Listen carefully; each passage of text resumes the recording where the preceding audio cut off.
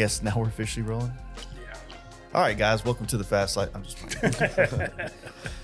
Well, thanks for coming up. Short notice. I'm about to leave out of town on a little road trip, and I wanted to get you guys in here to talk about this year's Texas Hills show. Give people a little bit of a little understanding of what the show's about, what it's been about over the last almost 8 years now, I believe. Yeah, since 2017, I believe. Almost 8 years. 8 years minus 2 for cancellations, out of control cancellations. Yeah, and they stopped doing it on their own, and then Dustin asked me to come back with him, so we started it again. Yeah. And then we had the venue go under right as we were about to do it, so. What a great venue, to be honest. It's still sitting there exactly the same. I pass by it like once every 2 weeks. It was set up perfect with like room to make it better. Yeah. Like it was. So You're talking much about the nicer. spot out there in the hill country. The Roundup. I think the only bad part was the neighbors that the owner kept saying that they just complained after a certain time of night. But otherwise, I mean, you got a great ride out there. Great ride anywhere you want to go from there. Yeah, that's like the most central for everything. Like it's not even far from Twisted Sisters. It's by Lukenbach, 281, 290. Everything's right there, so you can get there real quick. And so this is a place that you guys did the Texas Hills show back in 2023, right? So the last time the show was actually on Roundup, Texas, and off of 473. Then this past year, which you were planning on doing again at the Roundup, but then how did that transpire with that place falling under or whatever? So we were in contact with them. They're really real bad at communications on email, and they would just randomly hit us up like months later. Yeah. And we were like building up the event, like doing merch, just posting, like doing random stuff, but it wasn't getting that close. And then when it started getting close, we started emailing them saying like, hey, we got to start really moving stuff. Like we have sponsors, we have all this stuff going on. And then one day they hit us with, oh, we actually went under.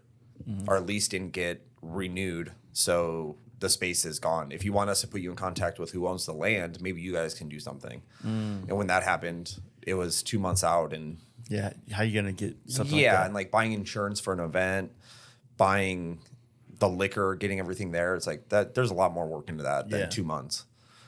And yeah. But the last show ended up, it felt like a great blend of the chopper community and the performance motorcycle community. And I've always said that those two kind of go hand in hand. They party the same for the most part. For sure. And, Texas Hills I think has always been based off of that premise of bringing these two kind of cultures together, if that makes sense, Yeah, I've been trying really hard to bring in chopper brands or people like Matt Jackson. He'll be there.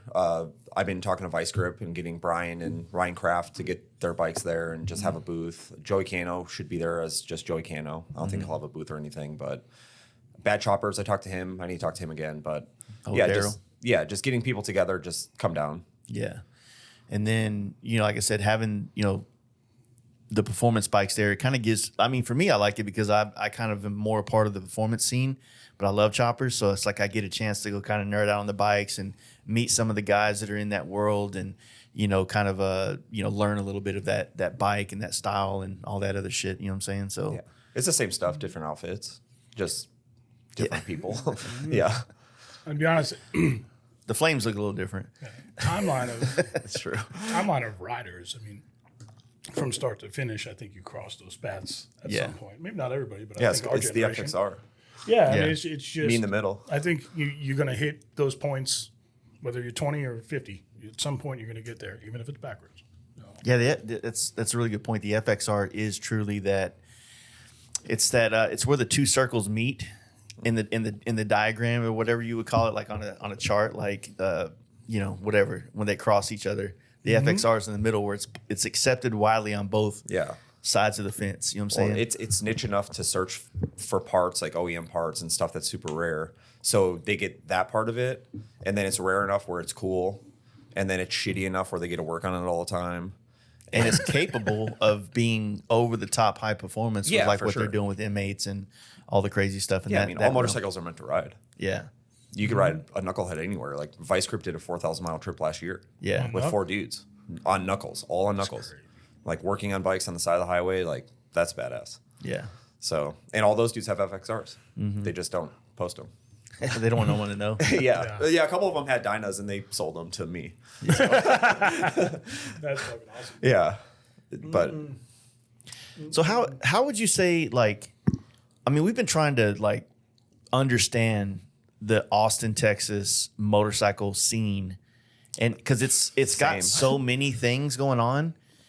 Oh, but so many things. yeah, for sure. It's really hard because it's a real big catch-all of almost like if you threw a fucking net in the ocean, you're just pulling out so many different types of a lot of rust. things.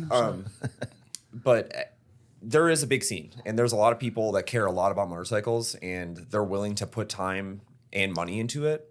But half of it's service industry. So like me, half the guys for Vice Grip, they're all bartenders. So like events and stuff like that, if I take off work, I'm missing out on a bunch of money. So it has to be cool for me to take off. Yeah. But then it's just like anything. Like Austin's hard to leave because everything's there. So, But it's also like for me living in Dallas, I feel like it kind of it's an always changing kind of environment. Like once I met you and kind of knew a bar like the White Horse, I'm like, okay, that's my spot now because I don't want to go play this bar, that bar. Yeah, like, there's 800 bars downtown. Yeah, it's like you can fucking literally just shoot an arrow in the air. I think that's why it's pocketed the way it is. Right? Yeah, because you do have these little scenes, and whether it's a Harley scene or performance or chopper scene, they're just all over the city. It's like some of the biggest bike nights are. What's that Barton Springs one? It's Barton really, Springs Saloon. It's not really a Harley bike night. It's a bike night. Yeah. There'll be 80 bikes. You'll pass by and there'll be 80 bikes, but it's very random. Yeah. Like you'll go there and you might not know anyone, but there'll be bikes and people want to hang out and they want to talk. And they want to look at your bike and they want to talk about bikes, but yeah. And then I guess what Reno just started a bike night at Central Machine Works, which is a beautiful bar. Like and perfect venue. that's in Austin, right? Yeah. That's in downtown. Yep. Okay. It's a big spot too. Like it has a lot of potential to do a lot of stuff. A lot of outdoor stuff. He's running. I give him credit. He's running two. He's running one in San Antonio, one in Austin. On the same night. On the same night. He just rotates every other Same week night as you guys. Oh, that's cool. Yeah. So he's putting the work in for that. But that's the thing. And it's so segmented because North Austin, I mean, I went through it today. I don't really go there. And even like the ride last week, we had, Urban Grizzly's buddy works at Central. He lives in Round Rock or he works in Round Rock. I never see him because it's like a different city. Yeah. So he came to the ride. So it was nice to get people, but that's why it's so segmented. I don't go downtown or past downtown unless I'm going north. Yeah, I straight up don't. I don't go above 7th Street.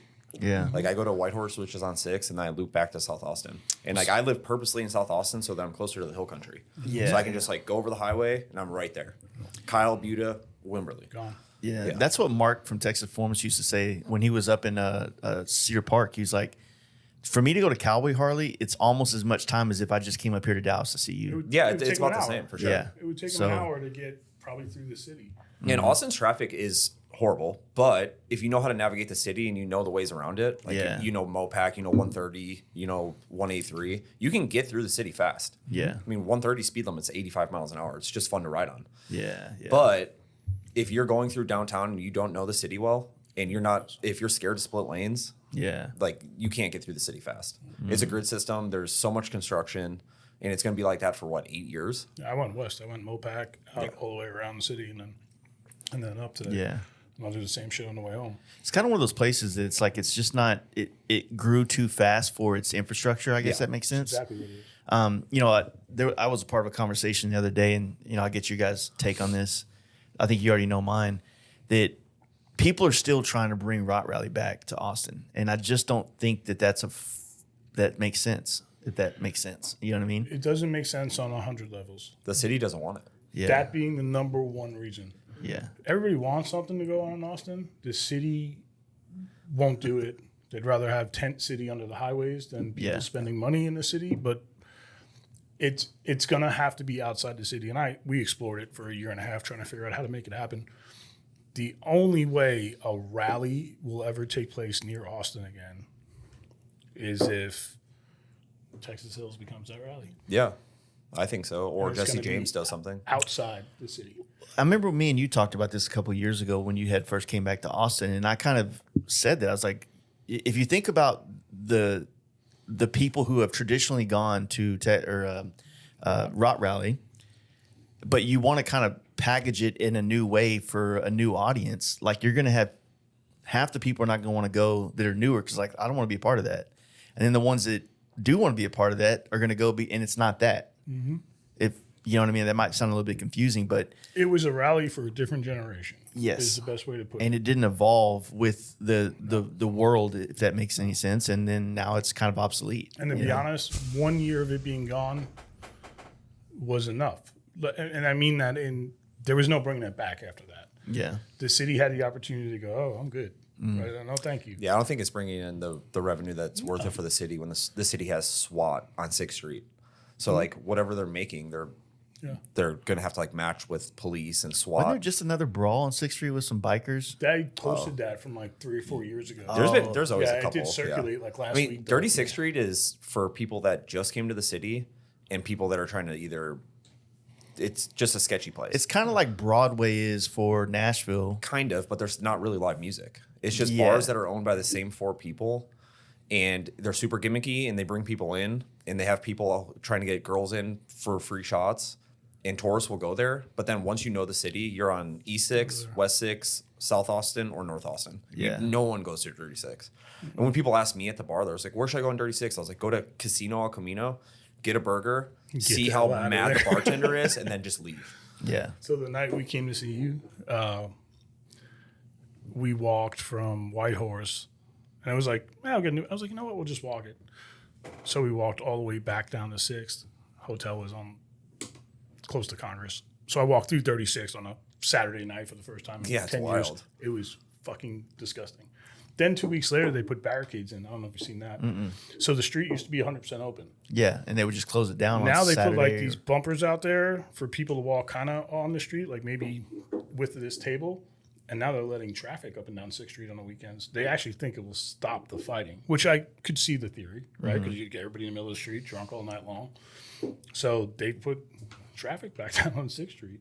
So that's just another reason it will never happen. Because you can't even get bikes on 6th Street. Yeah, before that, they had cop horses, which was so sketchy. And drunk people would go up to cop horses and pet them, get arrested for petting them, and horses would freak out and hurt people. Who's that? What movie was that? Half Baked?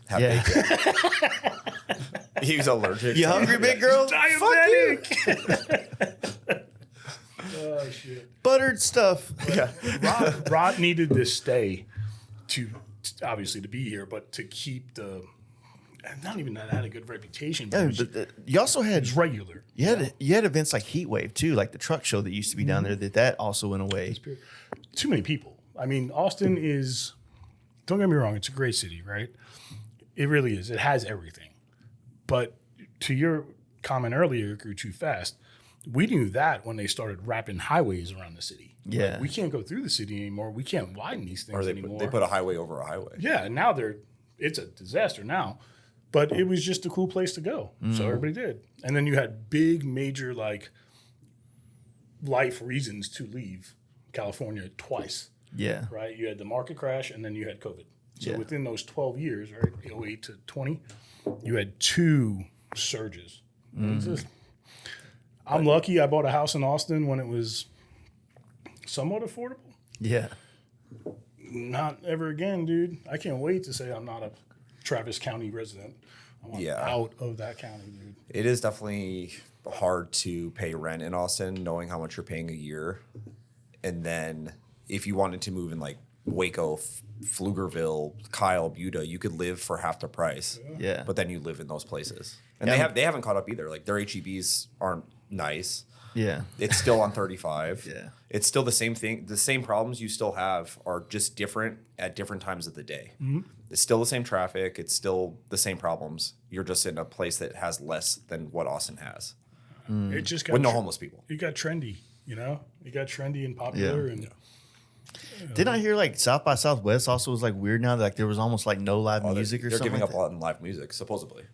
So it's supposed to only be interactive, which is all the music and tech stuff. So next year they're trying to like nix live so, like music, instead of having the 2 weeks that they just. which is weird because that's what it is. Yeah, I think you told me about Yeah. this actually when you came up a couple weeks back. That's crazy. It's been since COVID. Just it was a downfall. It's crazy. Venues will still do it though. Yeah. Like they've already been talking about it. What's a good venue? Like, what's some of the good venues for like the live music of what Austin's known for? Mohawk? I think Mohawk's the best venue in Austin, especially for punk, metal, surf rock, all that kind of stuff. Like real like Austin music, Yeah. like stuff that people used to go there for.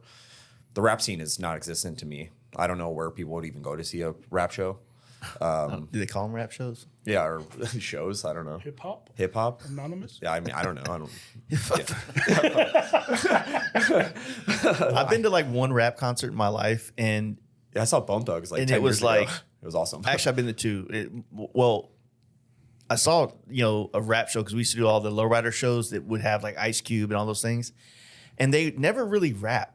They never really sing their songs. yeah, it's like It plays in the over it. background. It plays in the background, and they go, "Doo, doo, doo, doo," and then they put the mic to the crowd, and the crowd says all the words. Easy money. But Yeah, for I sure. did go to see the guy Common once. You know him from Yeah, like, Common, yeah. dude, that shit was fucking fire. Dude did like a freestyle. It was at the House of Blues in Dallas. Did just a freestyle all about like Dallas. He's a poet. That's, Yeah, that's that's his thing like as a bro, writer. like, that was a great show.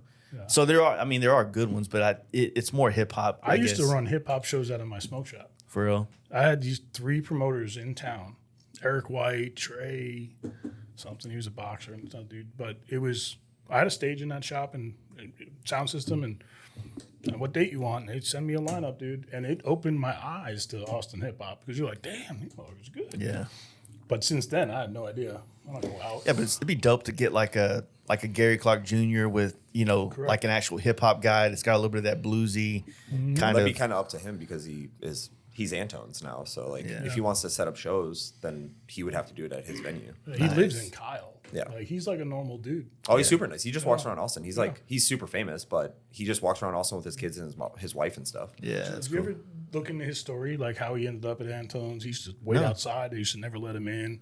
He was underage, so it wasn't like, hey, we're not going to let you in. We got to wait until you're about to go on stage, and then we'll let you in. Oh, and they sort of opened the side door that was on, like, what's that, 5th? On the stage, play, got to go. Yeah, And that's then he wild. started working there, and it's a pretty cool story. But venues, I think there's some bucket list venues. Like Stubbs if you're is- in Austin and you have a chance to see a show, Stubbs was where I was Yes, going. Stubbs is still cool.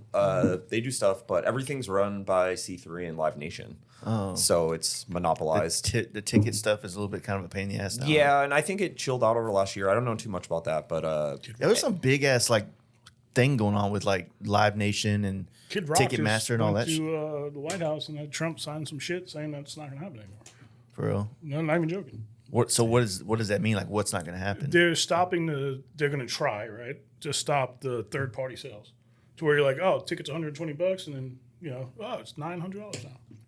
So, yeah, he went to the White House in this big American top hat suit and Yeah. had him sign all the shit. And that's what it was. It was for price surging on tickets.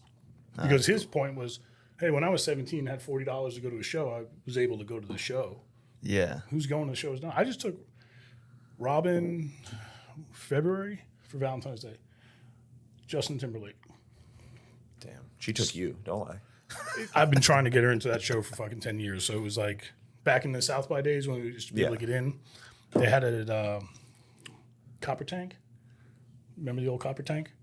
It's a bar on like, not Lavaca, one of the side streets and 4th. Like Pecan Street era? Kind of by Darwin's. Anyway, it probably holds 200 people. He was playing in there. With 200 people? Yeah. Damn, he fell that hard? So I tried to, no, this is 10 years ago. Oh, okay. So this was me trying to get her into that show 10 years ago. Woody owned the building. He couldn't even get in. I was like, I'm not getting in. So this was me making up 10 years ago. So we went to Bob Woody? Timberlake, $700, 2 people. Damn. Yeah. $700 fucking dollars. I had decent seats. I wasn't on the floor. Yeah. But after taxes and fees and all the rest of the shit, it was $300. Yeah, it's pretty insane. Yeah, I don't know if I'd pay that much to see anyone. I just Yeah. bought Wu-Tang tickets. Yeah, Wu-Tang's different. Yeah, That's about a the lot same of guys price. getting together that have been living a rough lifestyle for a long time. Yeah, Justin it was Timberlake used to be a Disney dude. Like, he's going to be around for a while. Oh, yeah. But The DJ that opened up Justin Timberlake show was 10 times better than the Justin Timberlake I show. saw Roger Waters do like a whole Pink Floyd set for like 100. Yeah. Yeah. And that was amazing. Dude, I can't even remember when I paid less than 100 for a ticket. And that was at Moody. Moody's awesome too. The new Moody's amazing. Yeah, that's where it was. But venues, Empire Control Room, that's on 7th and Red River, which is, I used to work for that company as well. They do everything. Like they will have an EDM night and then the next night they'll have Cannibal Corpse. So that's kind of cool because it's keeping the actual Austin, because Austin's always been such a mixing pot where you'll see people at every single show. Like people live for that stuff. Yeah, yeah. So that's always cool. But Empire does a good job of that, and they have their own ticketing and all this stuff. So I think they're a little bit separate, but they all kind of work together. Like all the venues are kind of under one house, besides the honky tonks, and then the honky tonks like White Horse. Yeah. I mean, White Horse is killing it. 3 bands a night, every night. We have music every day. Yeah. And the bands get paid 7 days a week? 7 days a week. That's crazy. Yeah. One of my best friends is the booker. He's doing a great job bringing music in from Nashville and other places all over the country. And now honky tonks are popping up everywhere. And I think they're taking it from White Horse. Well, it's safe. Yeah. That's it's safe. That's a and lot of perception. a lot of these hardcore dudes and these indie dudes are getting a little bit older and they don't want to play hardcore anymore. And they also got sick of being a part of those scenes and not getting paid. And they see honky tonk having all this money flow into it. And growing up. Yeah. And they want to get paid to play a lesser music. So they can cover Waylon Jennings and George Jones and do all that stuff. And they get paid a bunch of money to play good music that everyone relates to. It was like that one night we went in there. I left with the band poster and all that stuff because it was damn, like, fuck, that's good. Yeah. Yeah. And it's we good have to see residencies people that out happen every dancing and night. enjoying themselves. Yeah, the dance scene's crazy. Like Yeah. people, they're adults that pay to get into this venue every night. And they go there and they practice and they get a workout and they're all sweaty and they're like dating. It's like this big dating pool of dancers. And they hardly even drink. They just drink soda waters and they dance all night for like 5 hours. I was like, that's cool. Like crazy. for an adult to have a hobby like that they do all the time. Like a lot of people don't have hobbies. They just like sit around and rot. So I think that's cool. Yeah. You've been Broken Spoke? A long time ago when I was like 18. You've been there? Which is that the one that we did that after party at that time? That was Rail House. So Okay. Broken Spoke is on. Oh, it's been there for like 100 years. Yeah, it's on Lamar. Oh, okay. Now, if you go down Lamar, it's condo, retail bottom, and then boom, just this little. Lamar was always like back like 10, 15 years ago. It was kind of like one of the cool streets that had a lot of cool shit on it. where Austin's first Harley-Davidson dealership was. Yeah, and that's where Yeah, like North Lamar. Austin That's where Speed Empire Shop. BMX was for a while too. Austin Speed Shop was on that road or is on that road. It used to be. It isn't okay. Yeah, now. it's on Burleson now, right? Yeah. But back when it got famous, it was on that road. But then it kind of all switched over to South Congress, right? Yeah. It depends. I don't know. Go for yours. To me, South Congress has been commercialized. L.A. in one fell swoop, like just boom. Because I'd never really heard about they're South Congress shopping- until like the last maybe Yeah. 10 years or so. There's a couple of shops that have been there for a really long time. Continental, Docks back in the day. Maudie's, is Austin that Maudie's, Motel. that Mexican restaurant on the corner? Maudie's. I mean, Home there Slice, was best Home sandwiches in Slice, Austin. There was, So good. but now it's all L.A. style boutiques. Mm-hmm. And then you go down a dip, and they built backwards. Yeah. So now Ken- there's little Kendra shopping Scott's on malls and stuff. South Congress now. And then there's Stag, which is an all guys, nicer Yeah. clothing store. I go in there and check out Stag stuff. I like rules. that spot. Yeah. Can't afford anything in there, but like I like to touch it. They you know? didn't keep like a real good group of Austin things together. Like, there's no one street where you could be like, "Oh man, this is all still the same." Yeah, it's very Austin. It's like, it got way "Oof, worse. you too. survived. Yeah, Oof, you survived." They're doing the domain thing where they have like housing on top of like Nike stores and Lululemon. Yeah, they put a and, Nike store on. And there's like different yogurt stores and stuff like that. So they can just walk downstairs and get their Yeah. Peloton gear so that they can Peloton above the Peloton store. It's different. Like, I really think Broken Spoke, Giddy Ups just went away, so that was another one that really didn't. It was just old.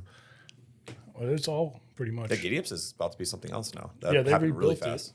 Yeah, they rebuilt it. Giddy There's Ups also is bars a coming shack. back. Like Lost Wells coming back. Yeah, they Lost moved. Wells is a metal venue that was there forever, and they had a really good scene. And because of the way that Austin venues work, they'll make people rent out rooms. And some of the bands are like a band like Crowbar. Why would Crowbar have to rent out a room? They're going to bring in a sold out show. So they just go to another venue and they work for ticket sales instead of them paying their own money to play a show to make money on top of that. So it's really weird. The venues got really monopolized with the way that they were running it. And I think the money was going the wrong way. So a lot of bands skipped Austin, metal bands at least. Yeah. And they just went straight to San Antonio, which the San Antonio scene is so much better for metal. And those people love that stuff, Yeah. which is super cool. So that's usually where I go to. How long have you been at Whitehorse? I've been a Whitehorse for 5 years. 5 since years. since COVID. When would you say that bar really started to like really take shape and become like this known thing that it is? I think it's been since like first 2 years. There's like a lot of bands that like Charlie Crockett was having album releases there. Mike and the Moon Pies before they changed their name. Nikki Lane played there. She was kind of Sam's Town Point, I think, but I don't know the history of that. But they've always had big acts. And then as those acts got bigger, Whitehorse kind of became this place that people felt like they had to go to. And they always talked about it at other places. There are White Horses in like 20 songs. So That's cool. yeah, it's just like this authentic honky tonk that's in the middle of downtown. So there's condos surrounding it. There's other dive bars surrounding it, but this is like still true grit, honky tonk. Yeah. People are dancing. You get yelled at for having glass on the dance floor. We met the year we went. I think the first time I ever went was when we came down to do the Lindahl thing at the dealership, and I had like Kyle and Jaden and Jake, and we all went down there. It was like right around Christmas, and we got to meet Cocaine Jesus there. Oh yeah, we banned that dude. Yeah. Well, Cocaine Jesus turned into creepy Santa. Yeah. In December, he started dressing up like Santa and like getting chicks to sit on his lap. And he was always like, oh wait, no, Cocaine Santa. Sorry, I'm thinking about the. oh Rainbow no, but he Kitten looks like surprise. Jesus too. Yeah. So exactly. it all works. But yeah, he'd be like on acid trying to get girls to sit on his lap and stuff. And some girls would be into it because he's like this big, greasy, tall Santa guy. Yeah. And then some girls are like, get away from me. Yeah. Why are you looking at me like this? So we had to ban that guy. It was funny because we were all there. We walked outside because we found like an open spot to sit, and it still it was like winter, but it was packed in there. And some chick like started talking to us, and lo and behold, like she was a makeup person for like movies and shit, and told us about the whole Bike Riders movie. And we're like, no, we haven't heard nothing about it. Oh, shit. And so we found out about the Bike Riders. Not that no one else knew about it, but like she told us about it, and then we looked it up. And like, oh shit, that's crazy. A year before it like was supposed to come out, if that makes sense. Yeah. Because then I got delayed. But that I've taken my wife there. She loves the spot. It's just fun, and like I said, knowing you there, it kind of feels like you're going to support a friend or something. You know? I don't even drink. I went. Yeah. Like, neither does she. We just went and got sodas and hung out for like an hour, played pool, and it was like.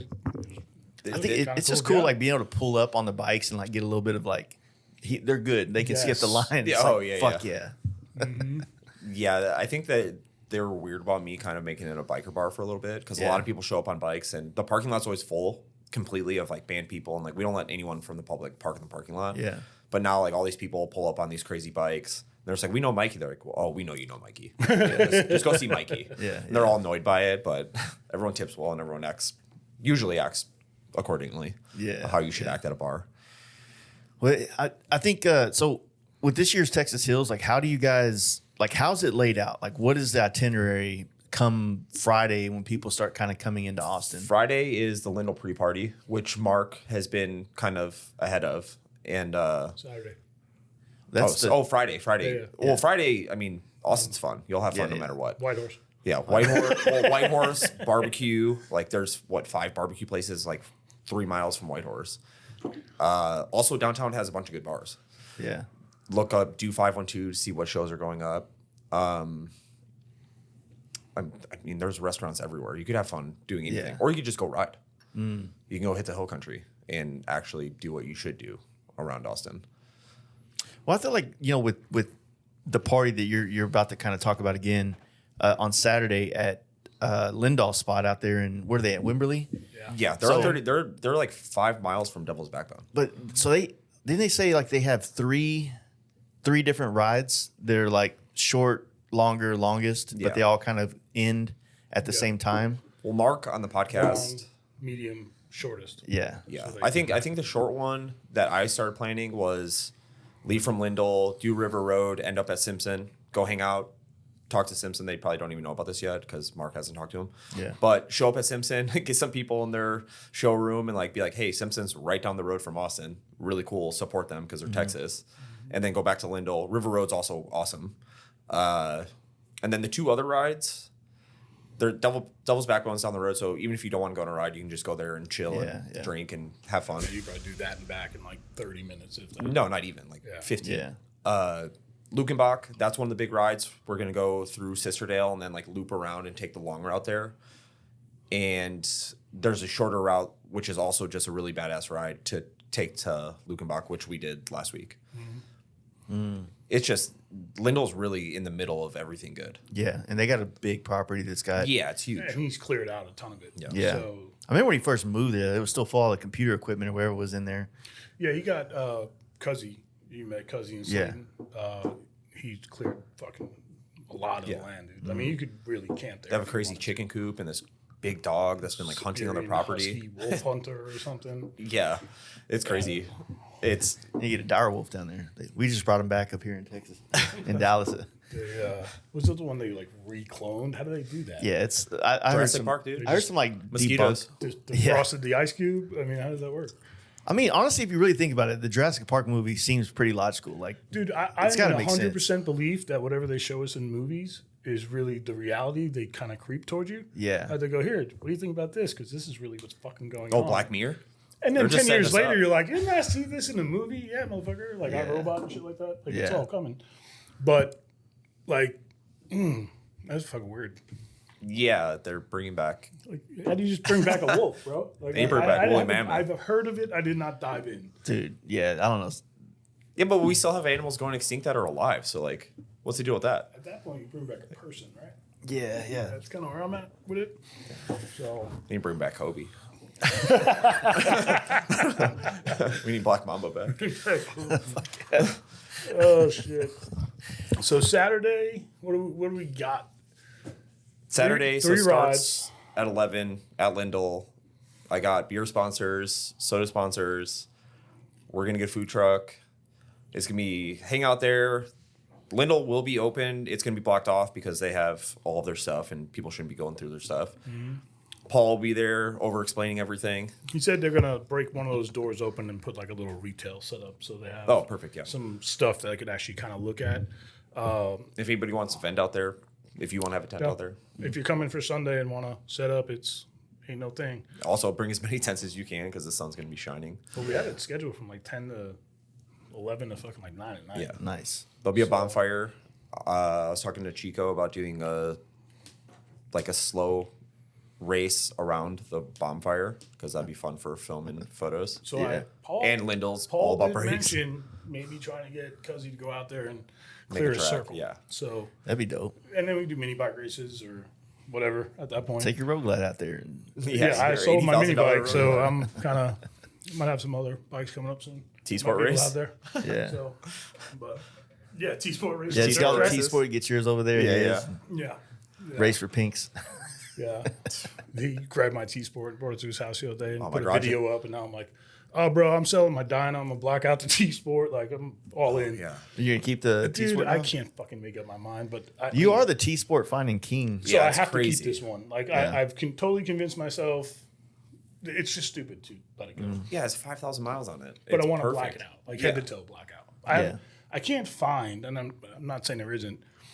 For visual purposes, I could find a red one blacked out, a purple one blacked out. I cannot find a green one blacked out. The green's so nice. So, because I don't know if I want to add gold to it to the green. Blacked out. Package colors. I Head feel to like toe. I feel like we're. I think this is a good thing. I think we're moving past the ridiculously anodized parts colors out the ass and getting back to a little bit more of a good, clean, serious looking motorcycle. Because the anodized can't handle Texas sun. So Yeah. Yeah. you spend a couple grand on purple parts or red parts or even black half the time, and then your bike sits outside of your work, and then you come back and your parts are No, it's like, faded yeah, purple. My Yeah. air intake over on the Dyna is now purple. Yeah, and it What's sucks. You spend so much money on your bike looking nice, and then there's that one cold sore on your bike. Yeah, that pisses you off all the time. 100%. It just it looks. I mean, not to say that there hasn't been really good looking bikes that have like those drops of like anodized color here and there, but I think that overall it's just kind of getting to a point where it's like that's kind of what everybody does. So if you want to be like more of a, not that you want to be a tastemaker, but if you're looking to be different, it's about just going backwards and keeping it all mono. Like, Simple's more now. yeah, I mean, it's evolution of it's really a circle that way. Well, yeah, it'd be the same bike with the same parts, different anodized, maybe different paint job. It just started looking like dudes in the same Dixon flannels in different colors. 9 years from now, we'll be talking about all the cool colors that everybody should put on their bikes. It just keeps doing that. Yeah. It was the same with BMX. Like, I feel like all these BMXers just grew up and they started doing the same thing with BMX, but with motorcycles. Yeah. You run out of options. Yeah.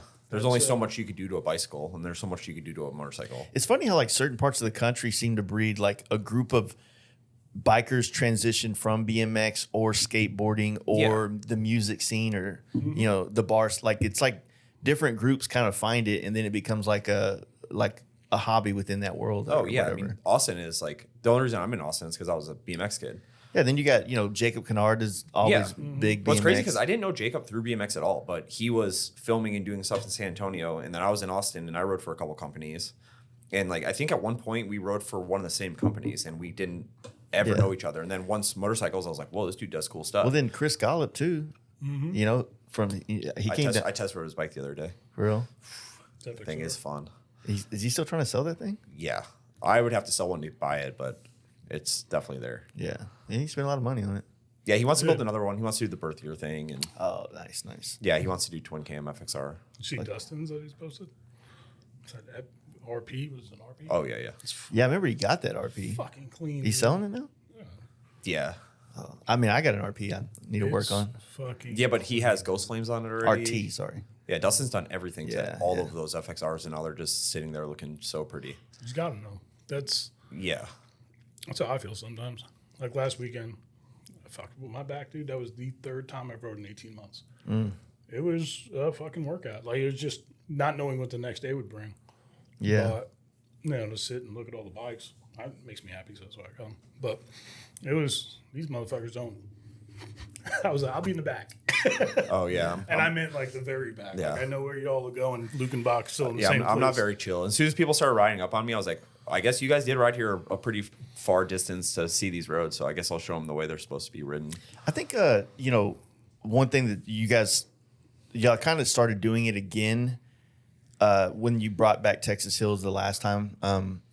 But the rides that you guys put on over the course of set of months, I think the last time we were talking, y'all were talking about continuing that thing. Yeah, I'm going to try to do it throughout the year. I mean, obviously summer's going to be hard, but I'll do a winter ride.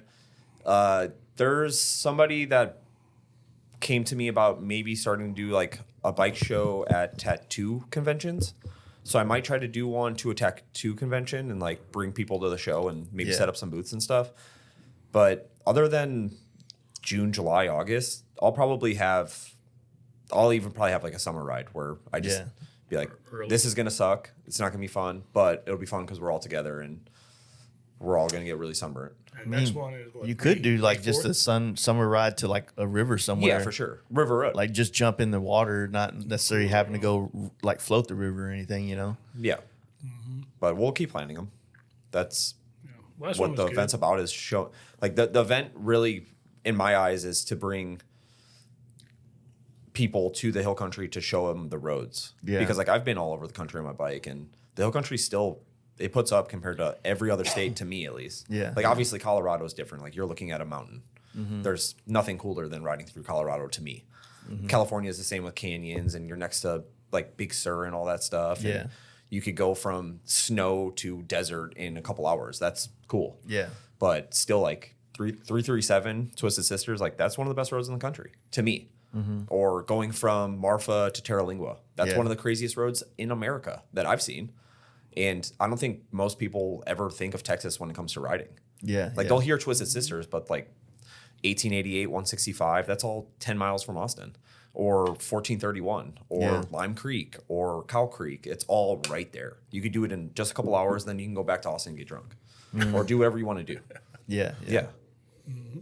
So I've grown to appreciate different types of scenery in riding, and there's a couple things that I like when you're on River Road in New Braunfels, like that tree tunnel is awesome. Oh yeah, but you're not like in a tree tunnel where you can't see 10 feet past the trees. And when you go east, it's like that a lot, right? Yeah. But well, even East Texas is like that. I mean, but that's what I was getting at, is that when we did Nitty Gritty a couple weeks back, like we went on a little ride down to Crockett, and I was like, man, this is actually pretty nice, because the trees, and that when you're on the back roads, it will open up to great vista, and this is badass. You're kind of rolling through some like rolling hills a little bit, not quite hills like what the hill country has, but it's a vibe, you know. Mm-hmm. I also like riding through the plains.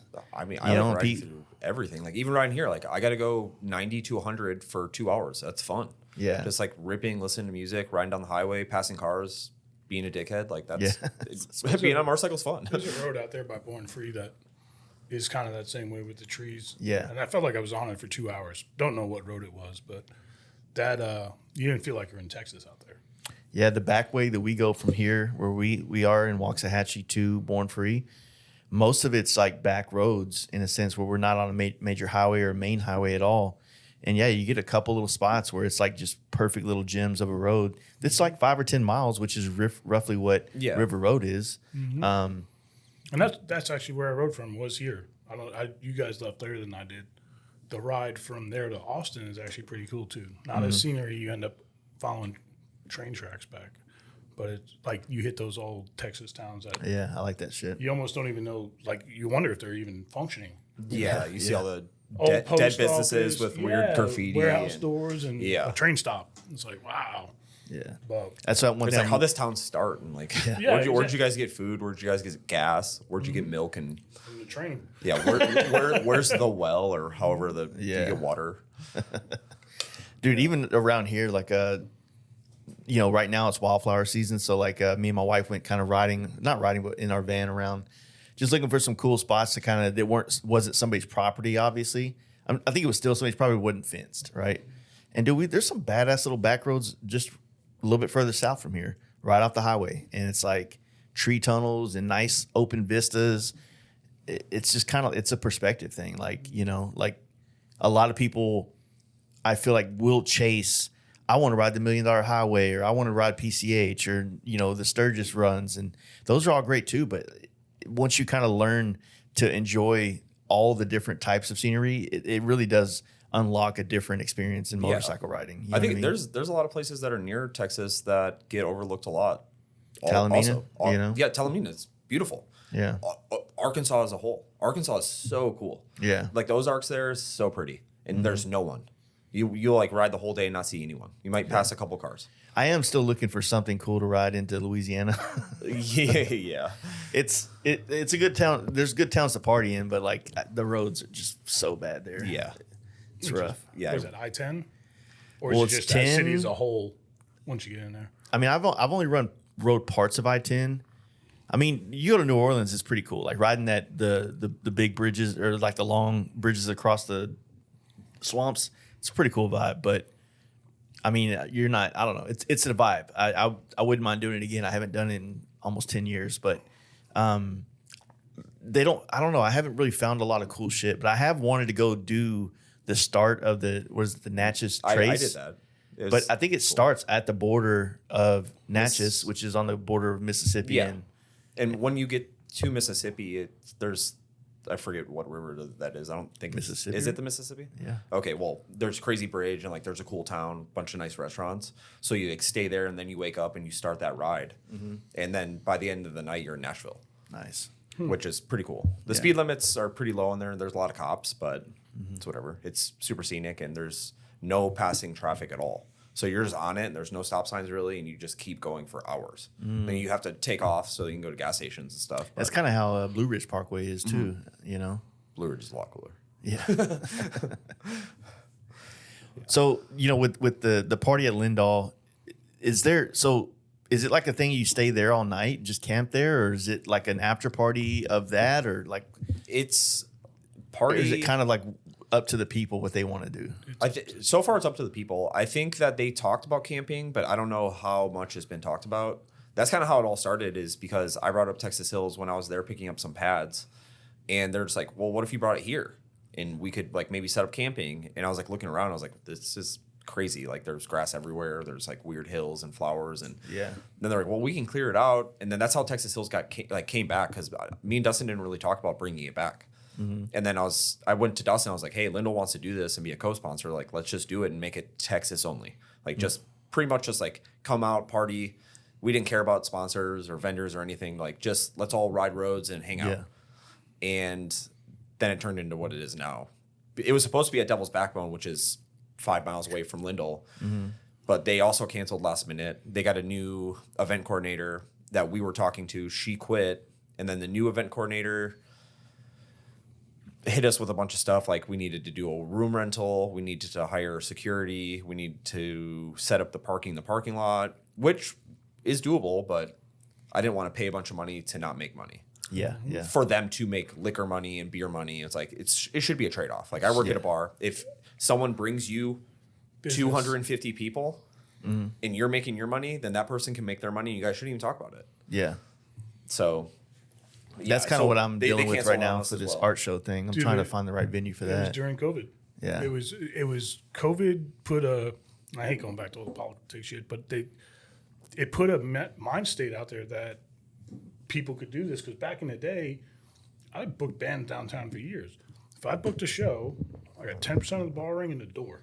It wasn't even really needed to be talked about. That's just how business was done. Now you go to a place, they're like, yeah, we need you to pay for this, and this, and wait, and bring you all the money? It's just ass backwards.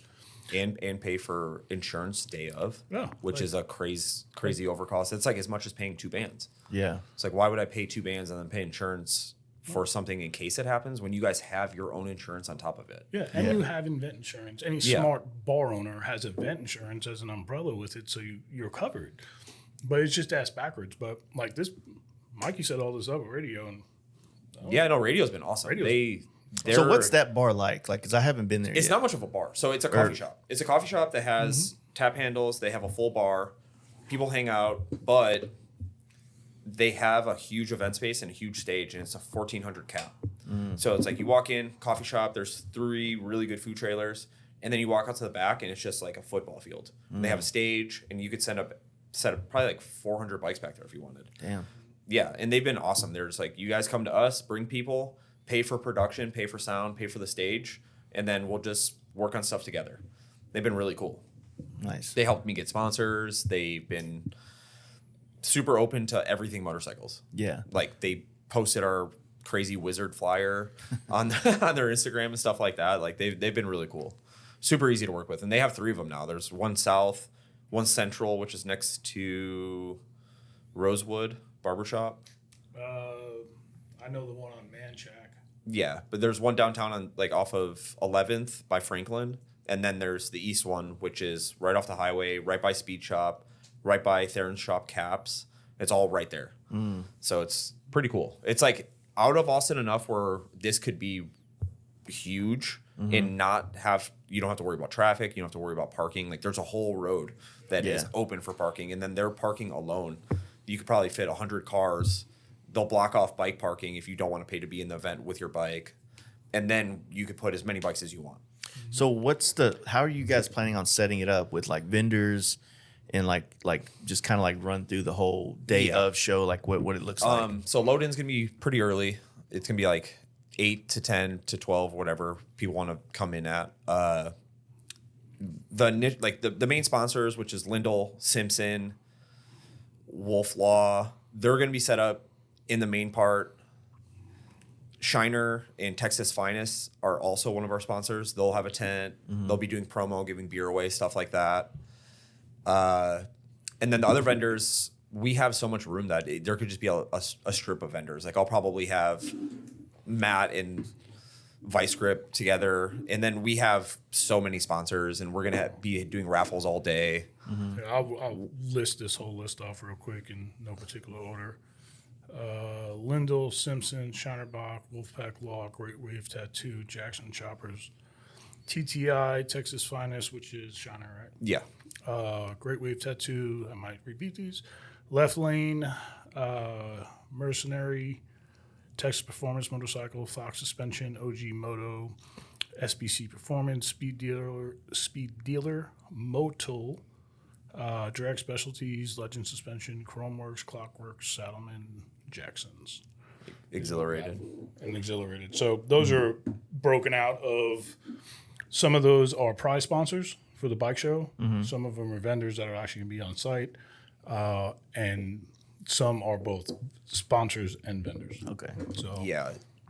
people have been so supportive because we're bringing something back because people need something to do. And because I'm trying to make this one especially just pretty much Texas. Yeah. Like everyone that wants to be a part of it, that has a shop, has anything that's supportive to our riding scene, I'm totally in. If you don't want to pay a vendor's fee and like you want to set up and you just want to be there, come through. Yeah. Like I don't care. This isn't about money, obviously. Like I have a job. Like this is hard. I've made this a second job. Like I wake up and I start talking to him and Tommy and or him and Mark, and I just instantly start working on it. I'm like doing t-shirts, I'm doing hats, I'm doing keychains and stickers and shit. Like this is all out of my element, which has been really fun for me to like be creative in a different way and learn how to be a real grown up because I've been pouring liquid in cups for 10 years. It's been really fun for me, but I just really want something to do for everyone and get everyone together, especially in Texas. Like every other state does this. Why shouldn't we have this in Central Texas? Like Austin, Dallas, San Antonio, Houston.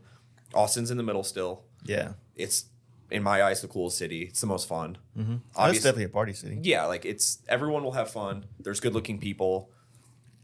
Just come through and have fun. Yeah, yeah. And also like since Giddy Up, like there's been this weird shadow. And Giddy Up brought everyone to that area. Yeah. And like there was a pre-party in Austin to come and take it, which was super fun. And because I work at White Horse, I could bring the honky tonks to the motorcycle scene, which goes hand in hand, which is going to be cool because that'll be in the middle of the day and everyone could just listen to honky tonk and hang out and shoot the shit with everyone. But I just think that Austin needs to have something like that, and everyone needs to come together as a state, and just everyone's friends. Like we all hang out. So if you could make everyone come out for one thing, do it. Yeah. And it's just going to grow from here. I mean, he's already all over next year, and it's going to be good. So y'all still thinking about continuing with the bar aspect of being in Austin proper like this? If the next thing doesn't work out, yes. But my plan is to bring it back to the hill country. I want people to be able to camp for safety reasons. Like I want people to get housed, like get hammered and just fall into a tent, just like Giddy Up. Like I love that. I want people to party, be sloppy, go to a tent, have sex with a random girl, do whatever you want. Just be that weird person. But I want it to be in the hill country. I want it to be around all the good roads. I want people to be able to see like the barbecue out there and see stuff like Lukenbach, see stuff like Lindell, and not have to worry about Austin and just be in one spot. But it's hard. Like those places are all venues and they have to cover their overhead to have anything that day. So it's understandable, but it's been hard to plan something in the hill country. Yeah, yeah. Like when Roundup fell through, that was definitely not easy to deal with. And then we tried bringing it somewhere else. They were really hard to work with. But I think I found somewhere that's huge, and it's probably the most Texas place it could possibly be at. Nice, nice. You're back to the basics. Yeah. Well, Yeah, it'd be cool to. I mean, like I said, the more things we have going on in Texas, the better. And you know, like just it's opportunity. It's something to do, and it's right before it really gets scorching hot here, which gets hard to do things. You know, and you know, obviously the June, July, and August, it gets kind of busy for the people that do the Born Free thing or the Sturgis thing or Laconia or, you know, these other like more get out of Texas kind of events. And yeah, it's good. Like the first part of the year, there's just so much cool shit going on in Texas, whether it's the wildflowers are out. So it's like cool scenic stuff. We do get rain in like the rain part of the year, but it's not as. Yeah, but that just makes everything else better. Like everything's so green right now and there's wildflowers everywhere. It's actually been light so far. Yeah, it has been. So far. Yeah, I'm hoping besides the next 5 days. Yeah, I know. It's like I leave Wednesday and it's showing for 75% rain. And I'm just like, but El Paso, where I'm going, is nothing on the radar. So that's. You just got to I just got to, whether, depending on where the storm's coming from and where it's going, it depends on what time of day or morning I'm leaving. But yeah, I'm looking forward to get out on the road and stuff. But when are you out till? So I leave Wednesday and I'll probably be out till 2 weeks. So Wednesday, you know what 2 weeks is after Wednesday. I was gonna do the math. Like a week before the show.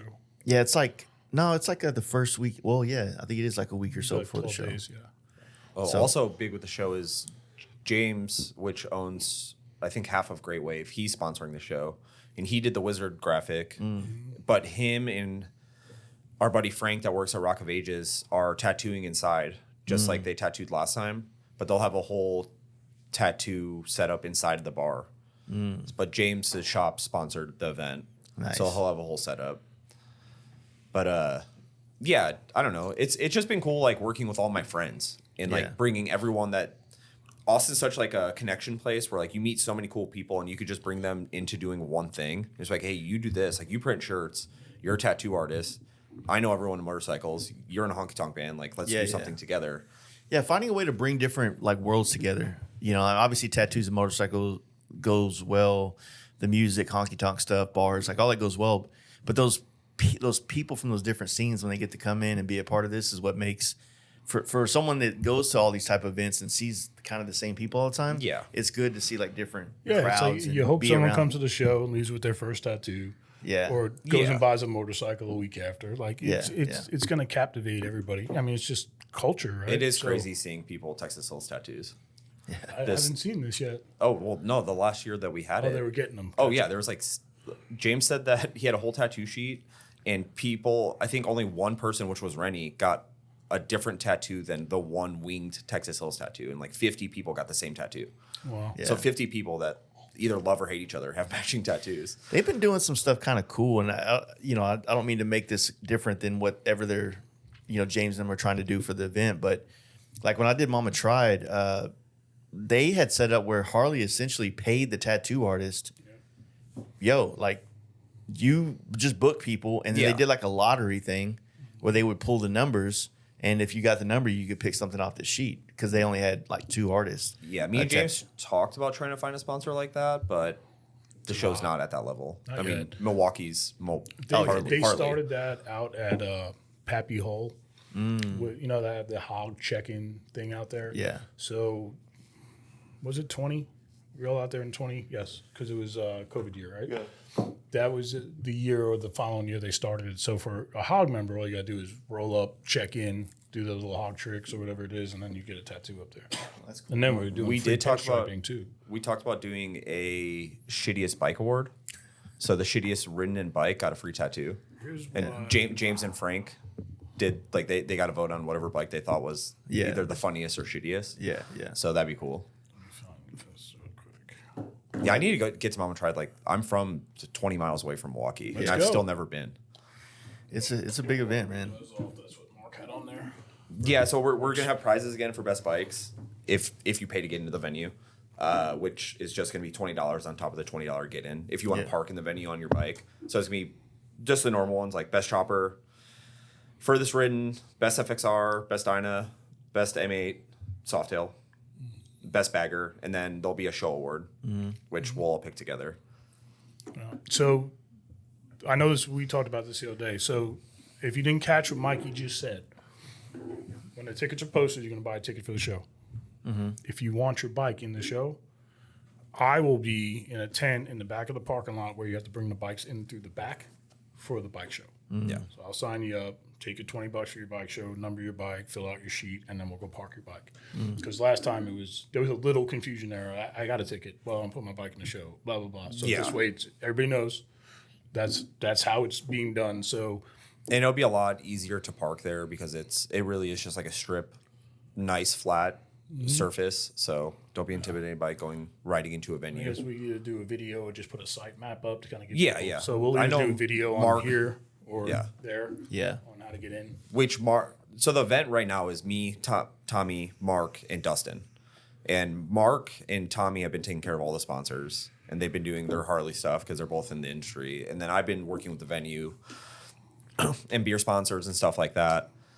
And Dustin's helping me, and we're both all of us are doing everything. Yeah. So all of us are kind of all 4 of us are working on different things all the time, and then we're just having group texts and calls and all this stuff, and now it's really hitting because it's Google Share Drive. It's close. Yeah, Mark gives me shit every day because I refuse to open my MacBook because I don't have to open it. I bought a MacBook to edit photos, and I have Lightroom on my phone, so I just typically send my photos to my Lightroom on my phone, and I edit on my phone. If I'm editing, if I'm shooting film, I just get the file and I post it. Yeah. But Yeah, so it's Mark every day is like, I need to teach you how to do this. You need to learn how to do this. You need to you just grow up.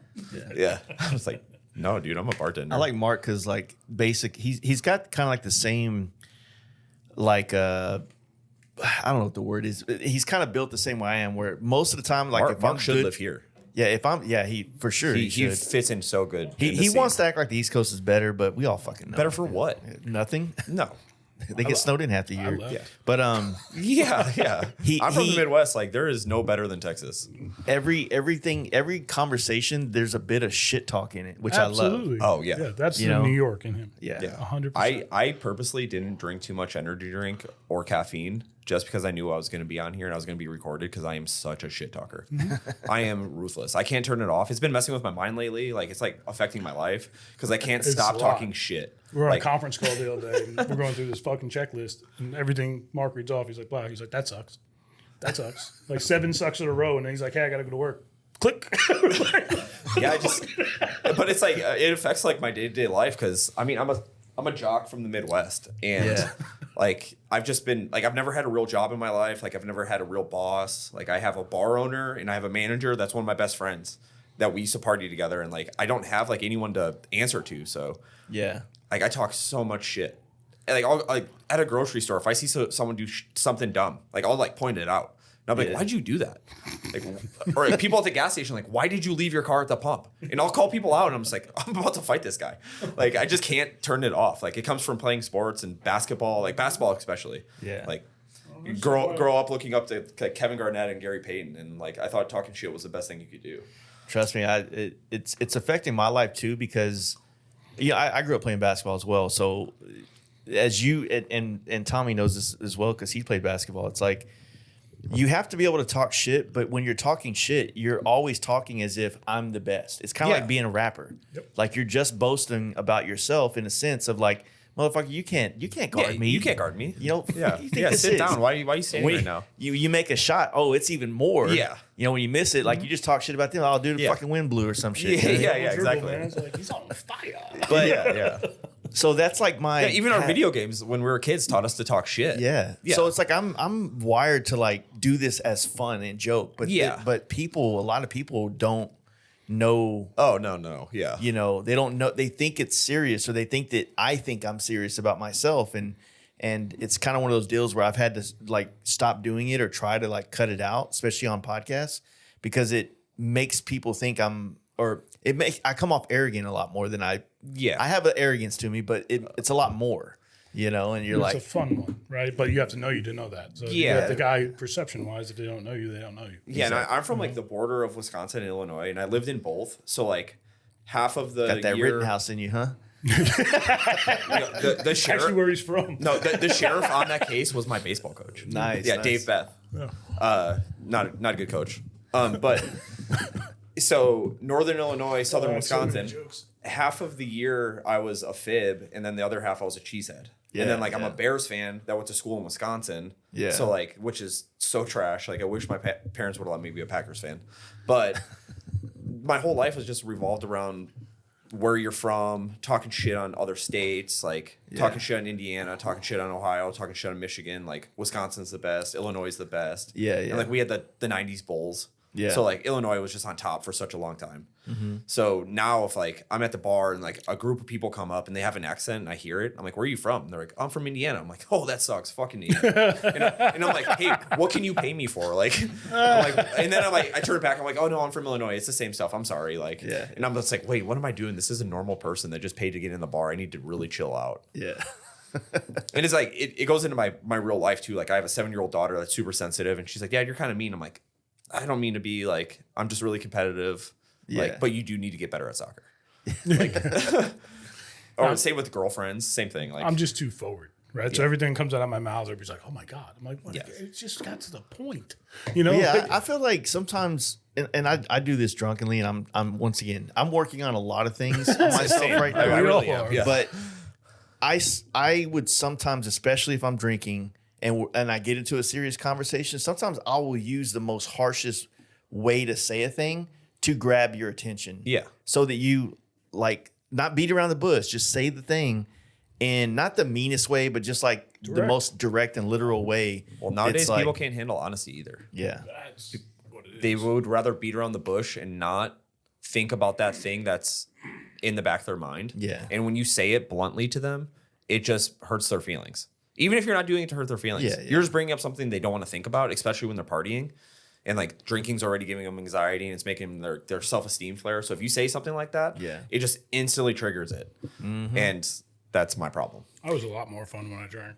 Oh, I wasn't. I was a criminal. I was an animal. I was a blast, so I've heard, but Yeah. it just, See, fun drunk to fighting every time. Oh, it was always fighting and fun fight. fighting in uppers. Yep. Yeah, I feel like I only started drinking at 29 or 30 or something. And I'm 42 or I'm 43 now, so I've only had a small part of my life, or at least half of my adult life Small lure. but I feel like in the last year and a half, I don't drink as much as I have in the past, but yet when I do drink, I seem to black out more or things get worse. Nice. Like I've almost been in a couple fights lately. that's And why- I woke up and I was like, I don't remember any of that. You should get in one. It'll teach you. They will. Yeah, it'll Next either make morning, you feel like you're on top of the world or the very bottom. Fuck happened? Yeah. So I ain't gonna turn this into an AA meeting, but that's what my deal was. Yeah. Was blacking out. Like, what the fuck? Like, Yeah, but it's like, in my head, I'm not an aggressive, I want to fight people kind of dude, but I am a shit talker. And But you have to be able to back it up. yeah. Yeah. Or take a hit. If you guys are, if you're talking shit and it's going back and forth and you're drinking, Yeah, you're chirping. the testosterone's coming. It's Yeah. already. Yeah. Yeah. I mean, Which is fun. That was like talking you did with the punching bag game. Oh, yeah. win? But I won. I can hit. I did. did you win? I mean, I think the only person that really kicked all of our ass was Saxon. Saxon's like, And he did it from a chair. Wow. yeah, he stood up out of a chair, got that sitting down and got up Whippy and hit it. strength like that. Well, he, Damn, I I wonder mean, if you could rent one of those for Texas Hills. That'd be fun. he Better buy it because Sax trained. work after. Yeah, he Oh, was for like sure. we doing put one of those Yeah. in Texas Hills. That thing's Yeah, I remember getting drunk and going to arcades and headbutting them and trying to kick them and Yeah. shit. I fucking can see. left hand. You Yeah, think I could hit hit with fourth gear by the time I pass it to punch it? Yeah. I can see Yeah. that coming because I would totally antagonize somebody to do that. yeah. So Oh, there yeah, was a in big motion thing. punching back in. Just can't do wheeling and get punch back. Well, we had Strokers has one, and we had when Joe Kidd was here once, when Sax was still living here, we all ended up going there on a Saturday, and it got to a big shit talk thing where I have a technique that I usually do pretty well. I'm not saying I win all the time, but I do pretty well. Well, Joe hits pretty good, so Joe Kidd hit it, and he's like, beats me, and then it gets to this thing with him and Saxon, and Saxon's smaller than me, height wise, small guy, and he's just fucking cracking this thing. But Matt just said, Sax actually trained fighting and all that stuff, and actually used to do some little competing and stuff. And then it got to a big deal where basically Saxon and Joe Kidd were just talking shit on the internet because technically Saxon won, but Joe wouldn't admit to it on the internet or something like that. It was a wild thing. But dude, the punching bag machine, whoever invented that, they knew what guys wanted to do. Oh, yeah. You know what I'm saying? It's fucking a fun thing. Yeah, the well, same it's like time- arm wrestling without touching someone. Yeah, that thing has stopped so many fights, and on the other hand, has started. So Oh, for sure. Oh yeah, on West Invincible. on West Six when they have a punching bag game, there'll be a line of guys, Yeah, and then the UT football team will show up or something, and they're just like, "We're gonna punch this." That's funny. I watched some of those videos of people that you would expect to fucking drill that thing, and you're like, that chick just beat you. Well, yeah, I think it's a level of where you hit it. Yeah, the swing up is what kind of gets it. So I don't know the fucking science. There's YouTube videos about it, I bet. So, I just try to hit the motherfucker hard. You know what I mean? I think I hit one Well, you once. do more like Like a a- hook like- kind of yeah. thing. He swings his body into hooks, and then most people are just doing straight jabs, and some will do it, some won't. Like, what Yeah, you see a lot of them where people are really 700s, winding. 800s, where you Yeah, get? I come over like that, and then after the fourth one, my fucking arm is hurting like a motherfucker. You were right. Yeah. Do you right lefty? No, I'm right everything. Righty everything? I Yeah. thought you drew lefty for some reason. No. I've been trying to work on this hand, but it's just the coordination is just off. yeah. I'm a stranger, Yeah, bro. just can't get it to work, man. Sit It on just it for- doesn't do sit it. on it for 30 minutes. Yeah, first. sometimes you just gotta hump your hand. Use your hips. So I can put this hand on it and then use this hand. Yeah, Just get it numb. just you won't even know. yeah. You'll figure it out. I could shoot like basketball with Lefty. left hand, Free throws, 3-pointers. Floaters and layups. That's it. Really? Yeah, but it's not pretty. Like it. Oh, it's, yeah. Oh, it's I could throw a controlled. ball. I could throw a ball for sure. Yeah, it's but- controlled. Like it doesn't look bad, but it's still like I'm way more thinking about it whenever I would do it. And honestly, I haven't done it in probably 10 years. So I don't know if I still could. I used to bat switch it in baseball. Yeah. I could Oh, hit damn, lefty. for real? Couldn't. Yeah, I could hit lefty. You couldn't throw lefty. Left hand to the hole is fine. Cannot shoot lefty, and left hand floater I got, Yeah, I could do like but nothing. all the stuff in the box. Like You know what- righty, I could spin. I could spin the ball. Lefty, I'm like, please just go. You know what I got into a softball league once, like, I don't know, like maybe 10, 12 years ago with the shop I was working at the other side. We all did it together. And you know what they say about some sports, like if you try it without knowing really how to do any of it, like you're kind of okay at it, but then you start trying to figure it all out and you get worse. You get too smart. Yeah. So I just, I would go out there and fucking crank this goddamn softball, and hit it out of the park. I'm like, I don't even know how the fuck I do it. And then I played outfielder. So I played catch in baseball before, and I would be able to throw the ball to you, and then I started thinking about it, and then I all of a sudden could not throw the ball That's straight. actually a condition. Yeah. Catchers get it a lot. It's called jits, something. I'll look it up. So when catchers cannot, at one point, and this happened, like Tim McCarver had it, I'll go through student knowledge, basically catch the ball, throw it back to the pitcher, their brain can't function it anymore. Mm-hmm. Done it for 15 years, 82, whatever it is, it goes away. Pitchers get it, and the last guy who actually had it that was in the news was this guy Rick Ankiel, who played for the St. Louis Cardinals. He was a pitcher, good pitcher, had a great year. Came back the next year, could not throw the ball over the plate. Like it was impossible. Like it was. That's like Space Jam. It was. They took his talent, the It monster, was. the He Mon was Squad. throwing it into the back like it was done, Yeah. and it was embarrassing. I actually think it was in the playoff game against the Mets. And then the next year, he took off and came back as a center fielder For real. and was an all-star. But that shit it's something in your brain. It just fucking happens. Yeah, like so if I ever were to play like shortstop and I needed to throw to first base, fuck that, dude. It's going Fuck that. It's going in the dugout, bro. Aim towards right field. Yeah. So that's what I'm saying. Like when I was in the outfield, I could get it. Like if I had a long way to throw, I could get it to a second or pitcher or whatever. But bro, like if we were standing across from each other, I would get anxiety because I'm like, I can't throw it hard and accurate. Yeah. I So love playing sports. I'm just my body's Oh, too beat same, up. yeah. I played softball in Austin. So when I get here, 04, like 06 to 10, it was like this Time Warner. I worked for Spectrum, Time Warner. And I fucking love playing. Love playing all sports. I just can't walk the next day. Yeah, BMX kind of ruined. Like I went from sports as a kid, being in like traveling baseball, traveling football, and then I got really into BMX and super into BMX. Like traveled and got sponsored and stuff for that. And then now, right shoulder, like if I threw from center field to home base, like Yeah. rifled, it's popping out.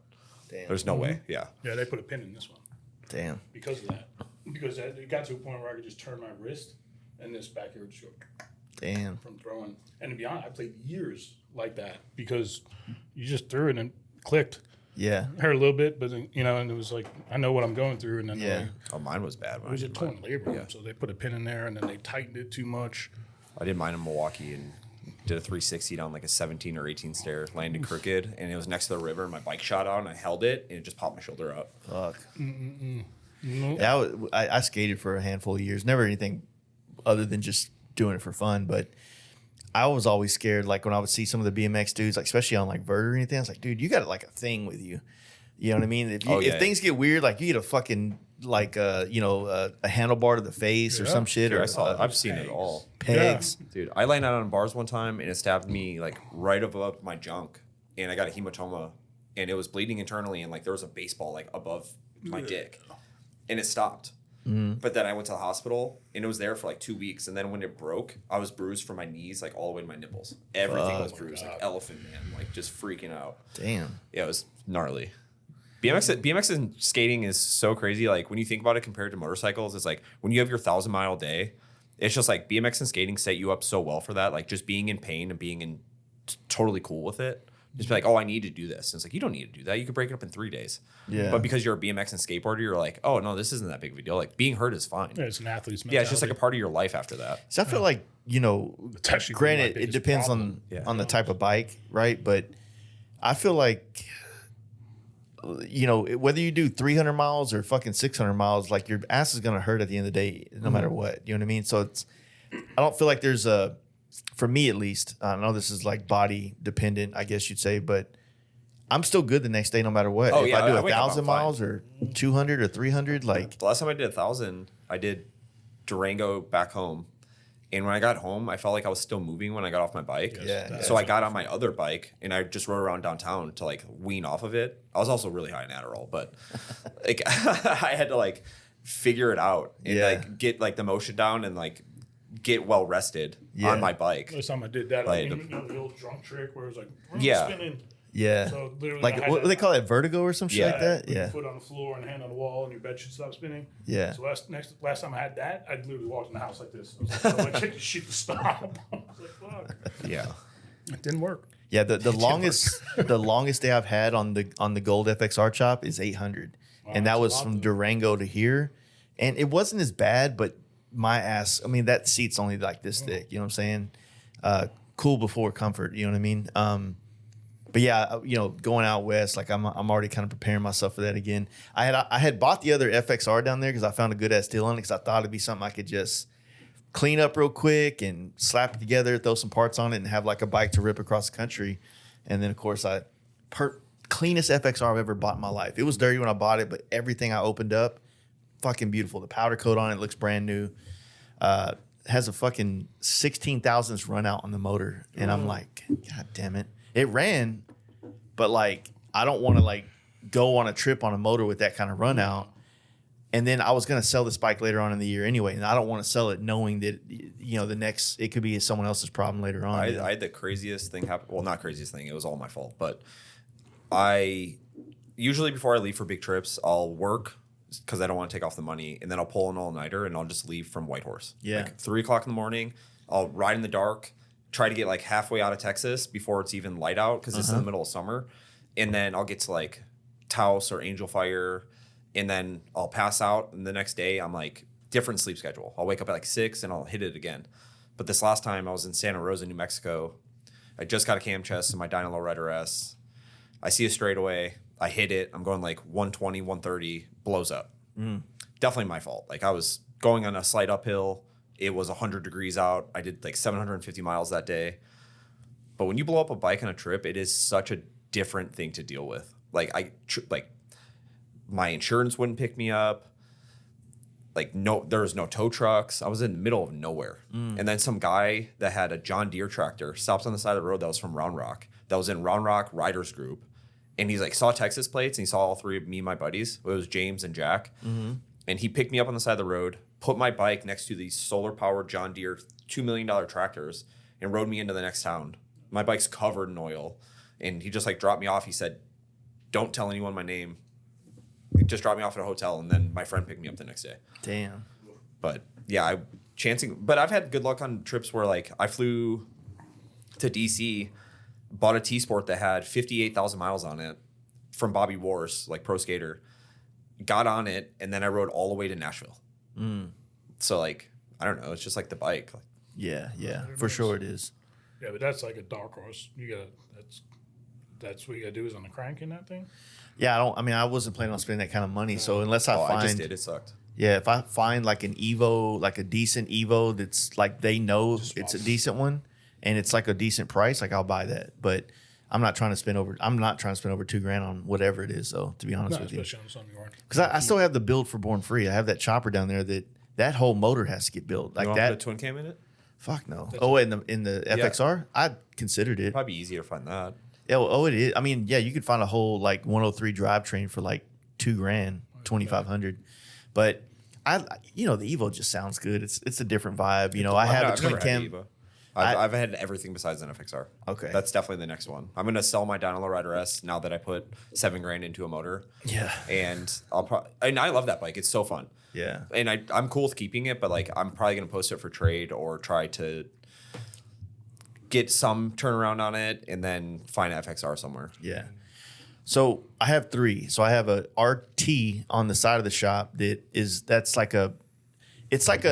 kind of like a savings because I have everything, all original stuff. so that if I need to make some money, if I have to get rid of something, I could probably come up with $5,000 and part that thing out, right?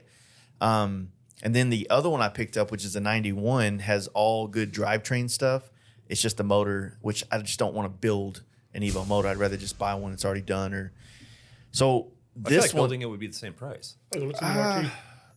What motor's in there? Do you? it's an Evo. So I was actually going to pull that Evo out. It's just an 84 Evo, so it's the first year. Yep. I think it's a crankcase breather instead of the head breather. And I was going to check that run out. And if that run out's good, I'll probably just take that motor, clean it up, and put it in that bike. And then it's riding. That's all I care about. I don't want to spend $10,000 on that bike. You know what I mean? But the RT, I'm hoping I can keep it. And I'm just waiting on, like, one day there's going to be a perfect M8 drivetrain to come across, because I really want to do an M8 swap on it just to, like, challenge myself. I mean, it'd you know be what I mean? Cool. You know? Probably be so fun to ride. It's the only way I'll ever own another FXR. For real. I love them, but I think it's just I'm spoiled. Like, Yeah, really, yeah. I mean, I hate it's the truth. Yeah. I just ride so much modern shit.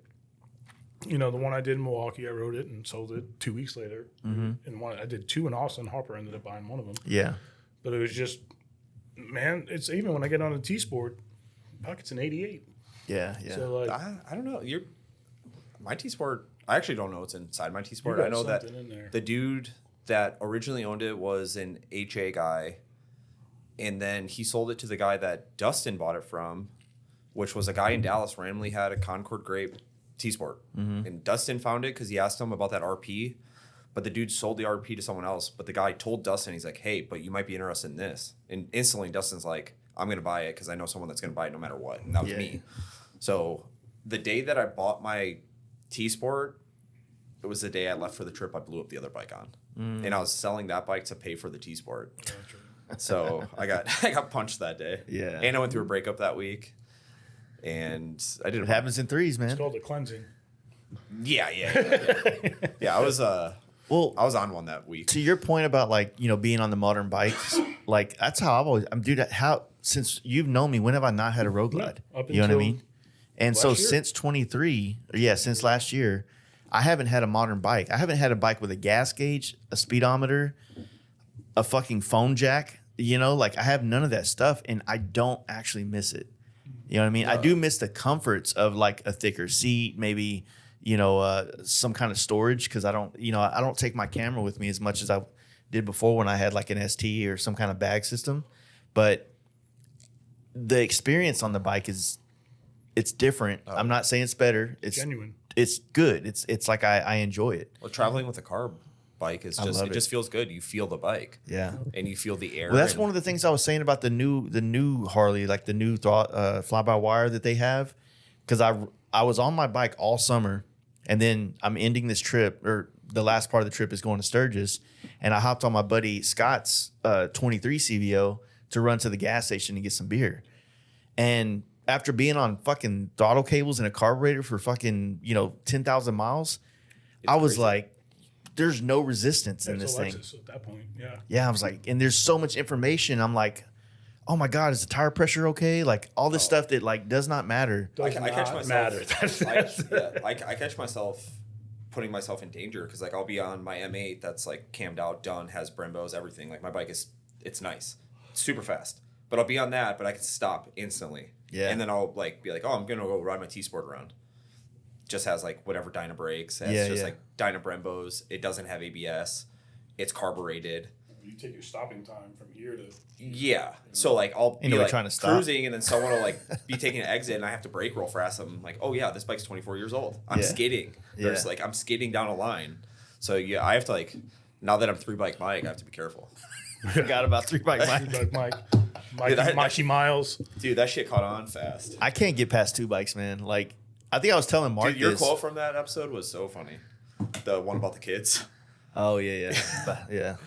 Oh, I forget how it was worded. But Well, I he's- mean, like I said, two motors. Like, I have 2 kids, and I feel like every time I get to a point where I have 3 bikes that are kind of cool, I don't have enough love in me to have 3 motorcycles or 3 kids. You know what I'm saying? So I think one year I had my gold FXR, the one on the wall there, the first Road Glide that I bought from Maston, Yep. that was all done up. Dude, Mass's bikes are so nice. And I had bought like a flood victim T-Sport from the last big, was it Harvey or whatever from Houston? I had bought a T-Sport. It was my first one. The one you raffled? I never raffled that. No. Oh, this was back in like 18. Oh, okay. So I do remember now. I had rode that bike on the hot bike tour, and then Jeff was like, if you do the tour this year, then we're gonna make you a builder for the hot bike tour in 2018. So I'm like, oh hell yeah. So I bought a Road Glide, a T-Sport, and then I had traded another older bike I had for just a run-of-the-mill FXR. And I'm like, okay, whatever he wants me to build, I have everything here, right? Last year of it. And then he got fired, and then that's kind of like rolling into like him being the V-twin visionary. And so that didn't happen, but I had that T-Sport, ended up parting it out, selling it. Justin Kelly ended up with it for a while, and then I don't even know if that bike ever became a bike ever again, but it was a legit T-Sport for a minute. But Let's find out where it's at because I might want it. yeah, fuck, I am such a T-Sport guy. I love that bike so much. One a year finds me. You can, yeah. I mean, you could just hop on that bike and it is instantly fun. Yeah. Like, just the way Harley came out with it. And I feel like that's a lot of the reason they stopped making it was because it was such a nice bike. Like the suspension is, I rode to Dallas to come hang out with you. Yeah, yeah. That bike's not even in my name yet. I just got on it, made sure there was gas, like made sure everything was tight, and I rode here. I did the bike night. I put like 700 miles in 3 days. Yeah. And that bike is 24 years old. So I can't remember which podcast recently we were talking about this. Maybe it was with Mark, Lexin Mark. It's definitely Lexin Mark on my phone. Oh, for sure. dude. It's still Lexin Mark. I send it to him all the time, and I'm House of Harley. Mark and his. L. Yeah, he never even hooked me up Yeah. on Lexin. He said he would. Oh, yeah. I'm a Cena guy. Mark Lexin. We were. I can't remember if it was him, but I want to I think it was. But do you guys think that there's like I don't know if the word's fatigue, but maybe modern motorcycle fatigue going on? Like, you know how the performance bagger world's kind of what it is now? It's like, Oh, yeah. I Well, I feel like think there was a people get big it- push people towards like get it with FXRs credit. and everything. People get it with credit and they don't have fun and then it just sits around. And they pay it off. And it's not a bike that you could just hop on. Like, I could hop on the T-Sport, I could hop on the Dyna, and I'm just like boogieing around. It's easy. If you get on a Road Glide, it's an effort to ride that bike around, to be in traffic, to be in the sun, to ride around a city, to park. Yeah. You have to like fucking Try to You have catch this 40 big-ass guys fairing. on fucking small bikes doing 110 in the open street. Yeah. Yeah. Yeah, exactly. Sucked.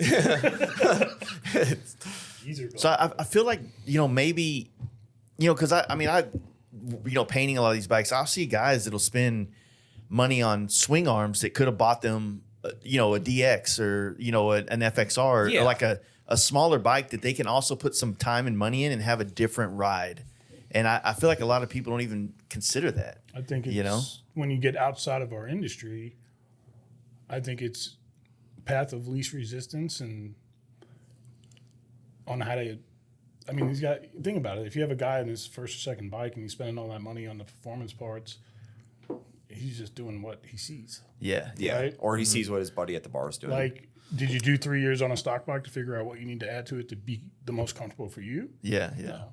Oh, that's so cool. That's cool. Yeah. Sons of Anarchy, blacked dude. out this, DX blacked forever. Yeah.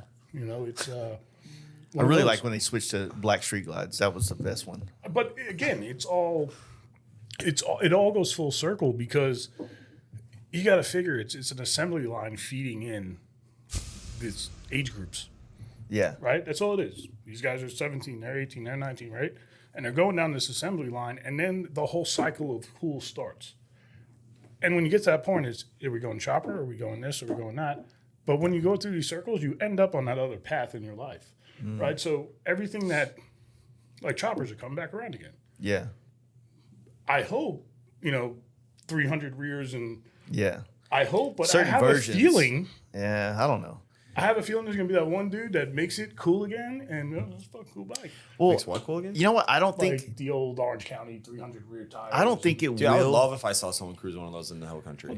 So you can talk shit about it. Jesse, No, I would just follow them and just kind of. Well, yeah, I would be talking shit the whole just time. fucking Yeah, creeping for their sure. blind side the whole yeah. time.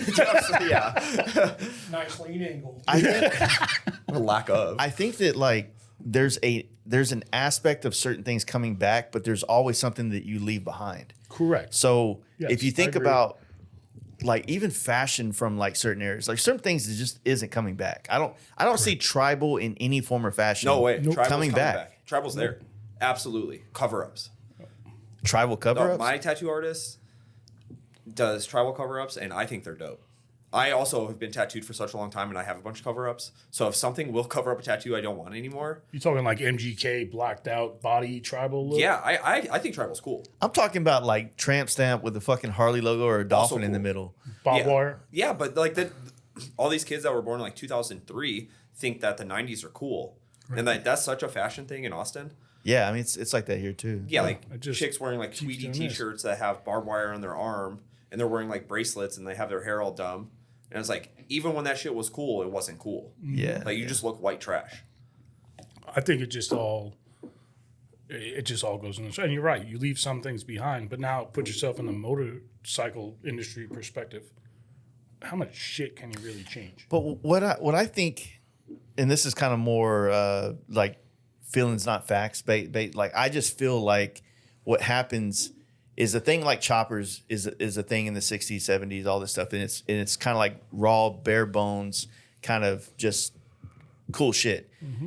Then the industry starts to kind of develop and you get these parts, and now you get like all the stuff that you get from like Arlen Ness and all these brands like the ball mill stuff, all these things that started to come about in the 80s and 90s. And then it got fucking wild in the 2000s and it kind of got dumb, right? Technology. So then the baggers, like the big wheel thing happened. And at first, I don't believe me, that's fine. It was kind of raw and cool. And then it got dumb.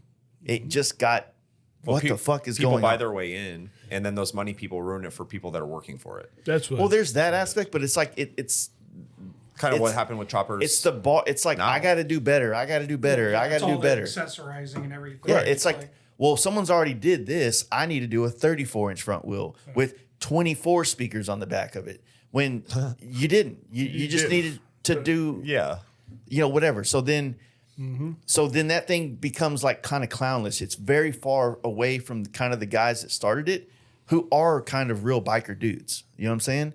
And then you see it. I kind of feel it's starting to happen in the performance bagger thing. It is with like fucking spoiler wings on the back of the fucking thing. Like that's dope. I love that. I'm Batman. That makes me feel good about myself. So exactly where you were going, where I noticed it, and I want to use the word, it's gotten corny. Yes. Right? It gets to that point where it's corny. And back in the bagger days, where it was like, man, whatever, 28 chrome, awesome. Next guy rolls in 34-inch powder-coated fucking hot purple. That's where it crosses the line. Yeah. And without a doubt, there was bikes underneath that pavilion that have crossed the line. I mean, I think any performance bike, bagger-wise, with a paint job and all those parts is corny unless you perform on it. Right. Yeah. So, like, if you're building a $80,000 bike and then you're not riding it, and it's only for shows, and you're trailing it to shows, and you don't put miles down on any bike, it's not a performance bike. Yep. That is a show bike. Well, that's kind of what we talk to perform. Yeah, it's built to perform with cool parts from cool people that put a lot of effort into it, and it's awesome that they're supporting the scene. I really support that. But what is it? Yeah. It's just like you're just trying to buy your way into a scene because you have your tech job or your accounting job and you want to have a hobby, and then you buy your way into this hobby and you start being notarized because you have a $80,000 bike, but that bike has, like, you didn't show class at all. Like, you didn't build it, you didn't ride it, you didn't do anything.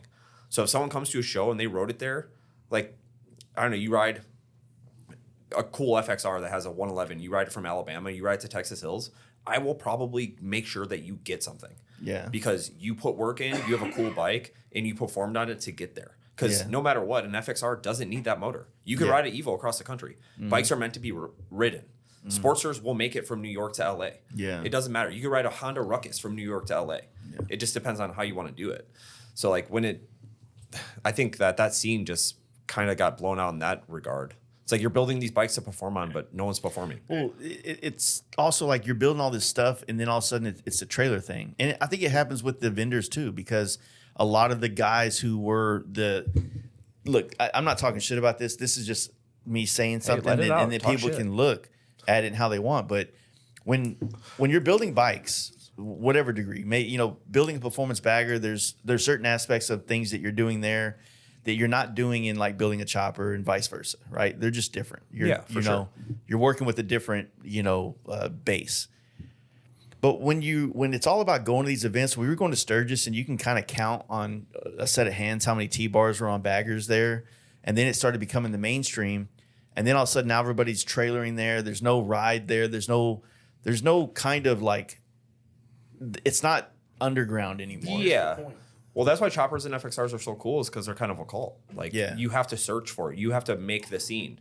You have to find those parts. I mean, dude, look what's happened with the FXR chopper. Yeah, it's awesome. I think Midwest it's did that badass. forever, though. Yeah, Midwest, 100%. like, it's been there. Yeah. They would stretch those frames. They put big motors into it. Like, they would ride it tall as shit. That's always been cool. Yeah. And it always will be cool. It's I mean, what I'm getting at with that is because over the last couple of years, it's been kind of more publicized that now it seems like there's a lot being done, which I'm not talking shit about. I think that's rad.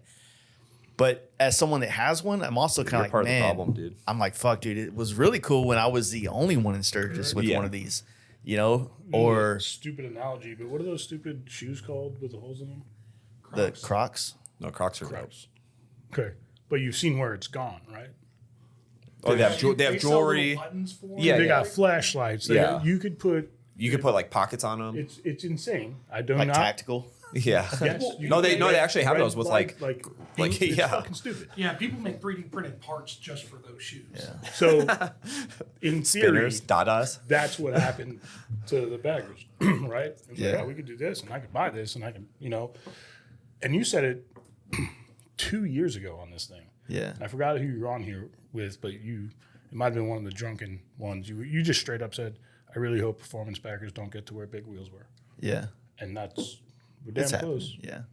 I think that's why FXDX and FXRs are so cool though, because there are people that are still riding them across the country, and they're finding like floorboards for T-Sports, or they're finding original fairings or whatever for an FXR, like all the old Arlen S parts and stuff like that. And All people the are shit they making new took cool off the bikes like then, right? yeah. Yeah. But people are making cool stuff still for them. Like cut rate.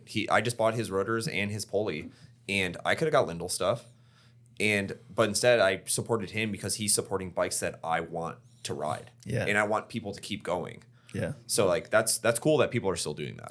So I think that like Oliver, Cut Raid and guys And he like rides cross country on both those bikes. So that's cool. Yaniv with Power Plant, like I think they're kind of some of the most taste making kind of individuals in For the sure. motorcycle scene, because even like I'm literally about to go hang out with Yaniv on this trip, and I'm excited to see his build for Born Free I'm for so the excited. Harley. That's thing. gonna be the coolest bike. And even the snippets of what he's showing, I'm like, dude, I never would have thought to turn an FX or a Softail swing arm into some old Nest style, billet arm, or not billet arm, but the tubular arm that they're doing. So it's like his ability, or their ability, because they both do this stuff, is to take things that were in this world and figure out how to make them modern and fit into the new. Like they're tastemakers, 100%. Yeah, for sure. they fall into like their own scene. Yes, like it's 100%. not like, oh no, they're their own little entity. And they're usually doing something years before it. I mean, Oliver's been building FXRs for a long time. You know what I mean? So as you need. Yeah, he had a water cooled T Sport. Yeah. Yeah, and that was like when I first started getting into bikes, like 10 years ago when I got my first FXDX. I saw that bike and I didn't even know what it was. Yeah. And then like now someone was selling it and I was like reading about it. I was like, what the fuck? Like, how do you do that? Like, I would never be able to do something like that. And he just did that just because he wanted to. Yeah. That's cool. Alex from House, he won. It was an FXDX. It was painted white and red. Maybe had flames, but it was a turbo Dyna. And Alex won it off a raffle, and Oliver bought it and redid real? it. He still has it. Is that gray one? Yeah, it's great Yeah. now, but it's all turboed out. It fucking That thing's so great. Yeah, he said it's like 150 horsepower or something. rowdy, An man. FXDX, like that's scary. It was like, I actually knew someone who won a raffle. Yeah. Yeah. I was like, oh, besides what's his nuts in Nebraska. I mean, Moose won mine. Yeah. He Yeah, didn't do Moose well. won yours. Yeah, that's right. Yeah, that broke Did you my ever heart. get that green one up and running? The one he won from him? No, The one mine he was the won red one. when he came back with. I didn't raffle it. Just I before. don't know. I haven't really. I know Mark's kind of going through the motions of working on that raffle bike and getting it to his standards, but I don't know what Moose has been up to with 'Cause like. that was I think that the green one was running the whole time, wasn't it? yeah, he had Moose's a was rear fine. He had wheel something. He had, Oh, so like he had blew going up on. bearings But or that's something. that suede green. That's that other. That bike's dope. The other green. yeah. That's That thing's completely built out, like full. I feel motor like I build. need to start playing, getting into raffles, like doing some more because I'm not a gambler and You should do it for a paint helmet. I don't want to do that. No, I don't. You mean I would entering? enter. No, Or entering them. Yeah. Yeah. don't do Oh that. yeah. Yeah.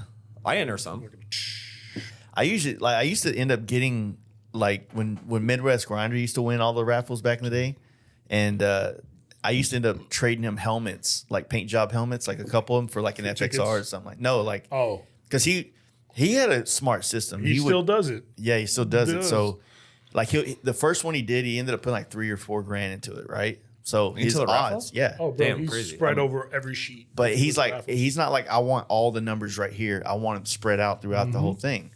And then, he's like, yeah, you're gambling. I could lose that real quick. But what happened is I hit. And then with that one that I hit, I sold that bike for more than what I spent. So now I got my money back and now I'm playing with house money. Yep. And then he keeps it going. Next thing you know, he's got a set of Lindahl wheels and an S&S motor and like all these little things. And I'm just like, dude, I'm thinking about if I got $3,500 on the table and I lose it, I'm like, that's going to change my life for a little bit. Oh, for sure. You know what I'm saying? Dude, I've That's never like hit, your car payments for a year. never hit a motorcycle raffle. Sneakers, Dixon, shit like that. I won my all the money fucking back one time. For real. Yeah, I Yeah, did but- that a couple weeks ago. Got my money back Yeah. in like $10 or something. That's a win. Which is these such a days. crazy thing is like Yeah. we're talking about it as if it's like this real life thing, but it's just random guys that we know doing these raffles. It's like, oh yeah, I won my money back. It's like you're going to a casino and you're like, I won my money back. Yeah. But it's just like dudes setting Well, them up it's online something and cool. making a fucking notebook we with had numbers a- on it. We had an event out in Florida during Jake Paul, Mike Tyson, and it was a John Jones fight. Like it was 2 nights in a row, and we're in a casino. I was like, I'm fucking betting. So I fucking bet. I didn't lose $1. For real. I didn't win. Well, I actually won, but I Yeah. just broke even, and I was like, I'll take that. Yeah, I'll fucking yeah. take that shit. I'm like a pull tab or dice guy. Like pull tabs in the Midwest, you go to a bar in the Yeah. Midwest, they have pull tabs. You'll like put like $10 into it, you'll at least win 5 back. We do the video poker, and Yeah. it's just all Well, give me a line, give me a shot. put so me when I 100 sold Yeah. I sold the purple T-Sport that I had to Cheek and Rennie. They bought it from me at a price that I asked for. But they told me, hey, we're gonna just go through it, make sure it's good, and then we're gonna raffle. I'm like, dude, you're giving me what I want for it. You do whatever you want. Yeah, that's what I do with my T-Sport. And so, but that was cool. They did that, and the guy that won it, I think he won it up in Iowa. Cole? Yeah. Cole King, I think, it's Days something of like that. Racer. Yeah. I think he actually ended up putting an S&S he motor did. in there. Very, like And the week after. Yeah, but I think he's sold the bike since then or something like that. He bought another race bike from what I can Yeah, see. yeah. But when I was trying to get rid of my Lowrider ST, that's the one that like I was really on the fence. Like maybe I should try to do this raffle thing because talking about taking a fucking loss, like I can't believe no one bought that right away. my ST and my Road Glide that I ended up trading. So my 131 Road Glide, it was kind of like, it had Euro 10s on it, just the gray, but it was like the perfect bike for somebody that if you wanted to buy it, I can paint it for you for this much more, and you not could as be a pretty. done bike to your, like how you like. And then I found a dude that was like, I'll trade you because it was a 2022, or no, it was 2020 Road Glides, special before they started doing all the ST shit. But it had a 131, low mileage, all the bells and whistles, everything done.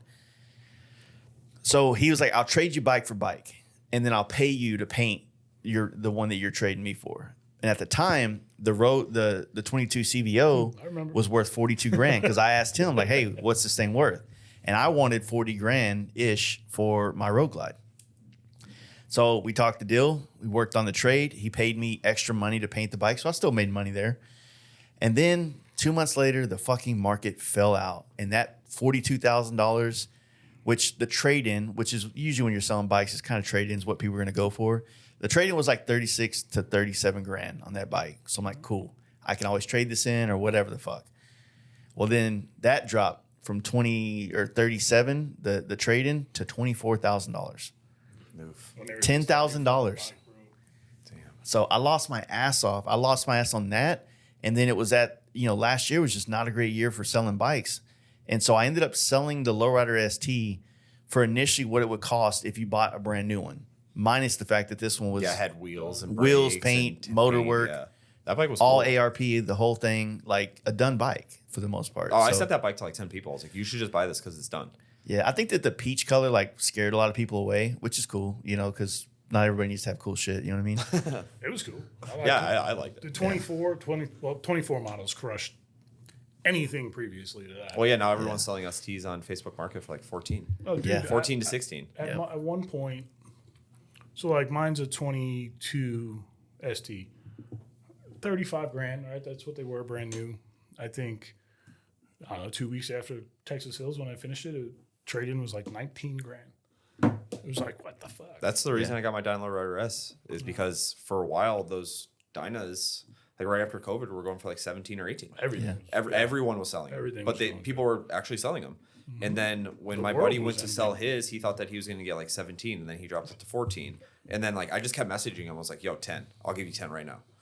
And then one day I saw him at like FedEx or UPS or something. I was like, yo, 10. He's like, 11. I'll sell it to you tomorrow. And I was like, damn, let's go. All right. Yeah. Call my bluff. Yeah. Yeah. I was like, shit, I have to now. And I just went and got my money and bought it. Yeah, so I think that, you know, going back to talking about what we were saying about like how a lot of the people wanting to go all in on newer motorcycles, it's just a big gamble now. And the money you're spending is so high. And, you know, the resale, there is really no resale. Like there's not really a customer out there looking to buy someone else's done $70,000 Road Glide. I mean, there are people out there. Yeah, absolutely but not. It's very fucking slim, Yeah. dude. Like I posted the Dyna yesterday just because I feel like selling shit every now and then. Kent Prentice hits me up. Why don't you raffle it? And I said because I just watched you for 3 months go through all of that shit. to Yeah. fucking get Yeah, the raffles tickets aren't sold. hitting like they used to. You could Yeah, tell, like like, even Rennie's. Rennie's used to go in like 5 days, and Yeah. now they're going like 5 weeks. Yep. Well, so now, you know, Rennie, last time he came on, he was talking about this is like, do you do the raffle, like $100 a ticket thing? Or do you do this, like buy a fucking Yeah, like the t-shirt or Dyna a dealer sticker stuff. and get this many entries and do it for a certain amount of time? And so you're kind of like hiding behind the closed doors how much money's coming into this raffle. Absolutely. Yeah, which is pretty crazy because I've had some pretty crazy offers on my T-Sport. And you're Because putting- from those raffle guys, not from anyone specific, but like they've offered me crazy money, way more than I bought it for, and I bought it for a good price. Like that Yeah. dude made money on me, and I'm just like, well, if you want to buy it for that much money, how much are you making? Yeah, so that's crazy. Like You have when we to be did that doubling. podcast with Moose, and I don't mean to bring this up to talk any kind of shit. Like Yeah. it's actually a genius thing. But Yeah, the it's super Dyna, smart. the Dyna dealer is actually doing all this other stuff to kind of help promote it, market it. He's picking you, you know, Mm-hmm. Yeah. flying you out to Kyle? get it. Yeah. Yeah. Like there's a lot of things going on Do where they actually send the T-shirts that you buy? I don't know. No, they don't. Oh, they don't. Yeah. He doesn't. Some of them do like I bet he stickers does. or whatever, and they don't send them. or Well, I anything. was just a part of. I Kyle's just cool. painted a I bike. think Kyle's going to be at Texas Hills Yeah. for FXR Bazaar. They're going to yeah, have a yeah. booth. So who is the guy that did Dustin's T-Sport? Was that Dyna dealer? Blue one? Yeah. He The bought 03. it from Dustin. Yeah. So that double raffle with the Yeah. And then the guy FXR? picked the FXR. Okay. Yeah, I entered that one. Yeah, I understand. That was the nicest T-Sport ever. That bike was so nice. It's like now I'm kind of like interested to get involved in it, and they're all kind of like washing up. Oh yeah, I have 3 bikes. I'm just like, I mean, I'll raffle this thing if I'm going to make double what I bought it for. Like I love my T-Sport, and I know I'm not ever going to have another purple one. Dude, I put my T-Sport up for one day on raffle. I sold 11 tickets, and then I took it down and refunded it. The Just hardest like that. part. I was like, I don't have time for this. Yeah. So I just don't want to be annoying. I've always had this kind of stance with the raffle thing, and it's like it's never like been that I don't want to support my homies doing raffles. But I've had people on this podcast that have done a lot of people wrong, and I get associated like they're my homie or something. Like there was this chick, a lot of people remember her. Oh, She I did a know. lot of really bad things, and then all of a sudden, like I'm associated to that, and I'm like, yo, I just had her on the podcast. That's it, right? Yeah. Well, the thing about the raffle is the same thing. Like if I start sharing everybody's raffles, you know what I mean? Which I want to help Think my about being a friend. serial killer's kid. It's all or nothing. Yeah, it's like what if this bike goes to shit? And they're like, oh well, and the other thing is that like we're close. If I share yours and then I got to explain to all 400 other dudes that are acquaintances Yeah, to my yeah. life, hey man, I'm sorry, I'm not doing that. Well, you did it for that guy. Well, it's because he's my friend. Well, what am I? This is that hard stuff. Just lies. You're an acquaintance. Just lie and Like say, I "Paige, know you did you. it." We're not boys. Like I haven't stayed at your house. It's all or nothing. You It's know? one of those. You either all in or fucking all out. Yeah. It's smart because that's all it does is create reasons for people to fucking have feelings. Yeah. Right? For a while, it went off though. It was crazy. Like, and everyone was reposting to get like chances of winning a ticket. And then you'd get on Instagram, it'd be 70 people that you knew that knew the person that was doing the raffle, and you knew the person that was doing the raffle, and then they were reposting the repost on the raffle. I think it's a lot of it is about like the quality of bike that's going out. Yeah. So like rare bikes like T-Sports or really clean dialed in art like FXRs or even done bikes like your Road Glide or something. Like those things make sense. If the person raffling is also kind of like a stand up kind of, on that level, then yeah, I think that shit's pretty cool and it's good that it's an option out there. Or if it's a bike that you can't really finance.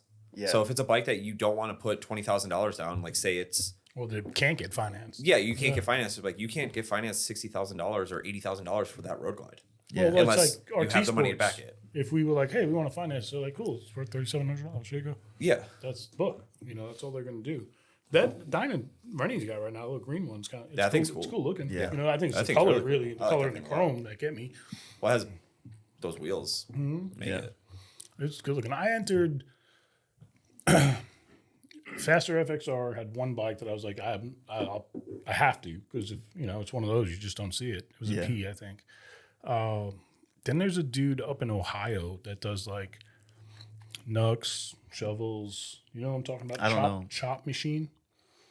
He's got a knuckle he just put up yesterday.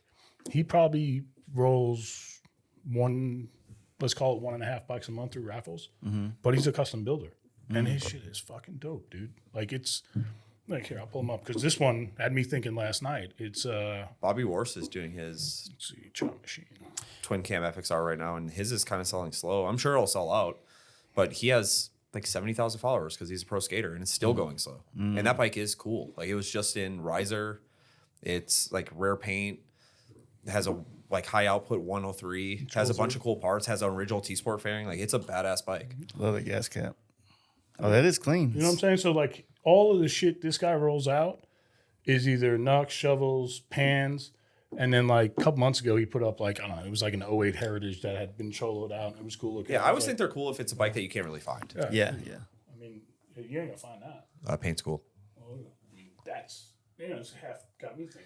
Yeah. Yeah, Scott from Chemical Candy was talking about raffling his green shovel head. I Cool too. love that bike. Is so cool. And I was like, that's what got me in my head. Like, you know what? I'll probably throw a couple $100 into this one. You know what I'm saying? Like, Well, also winning something like that's life changing because you can flip it.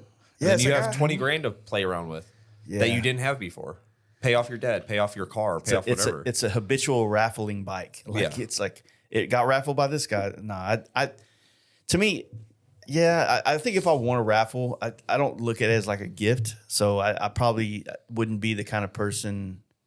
Put like this, like if someone gives me something, like I refuse to get rid of it. It's a gift. It's like that's kind of whatever. Not saying if you give me a bike, I mean, yes, if you gave me a bike, I would definitely never get rid of it. But You sure? yeah, 100%. Oh, God. Well, you give me a bike, I'll keep it, dog. Well, I was just trying to think, like, fuck, did you give me a bike? I sold it. No, I might have one up coming for you though. But what I'm getting at is that, like, I think, all right, yeah, I just don't, like, if I was to build a bike for the Harley, Born Free thing, I would never get rid of that bike. That would be a special thing to me, that it was an opportunity, so to me, that would be in the stable forever. And I'm at that age now with, like, I've been doing motorcycles for a long time, and I have a lot of great memories on bikes I do not own or that don't really exist anymore. And I want to be able to, you go to Arlen Ness's facility once and you see this fucking history of these motorcycles, and you're like, kind of want to do that. Yeah, you know what I mean? Have you ever been divorced? Yes. Yeah. So you thought that you were going to be with someone forever, and then you found something new, and it got cool again. But if you could have That's how in the garage and she'd be there when you want her, would you have done it? I don't know. That's a good. But I'm just saying. yeah, but I'm just saying, like I have that mindset where I was Because just like, something. there's bikes like my Red T-Sport. I loved it. I put like 15,000 miles on it the first year that I had it, and then it got 72K on it. I knew I was gonna have to do a full motor build, and I was just like, well, I can sell it for kind of what I got it for. It sucks because I love that bike. I still miss that bike. Yeah. But I have another one, and I got the purple one. It kind of just all came back.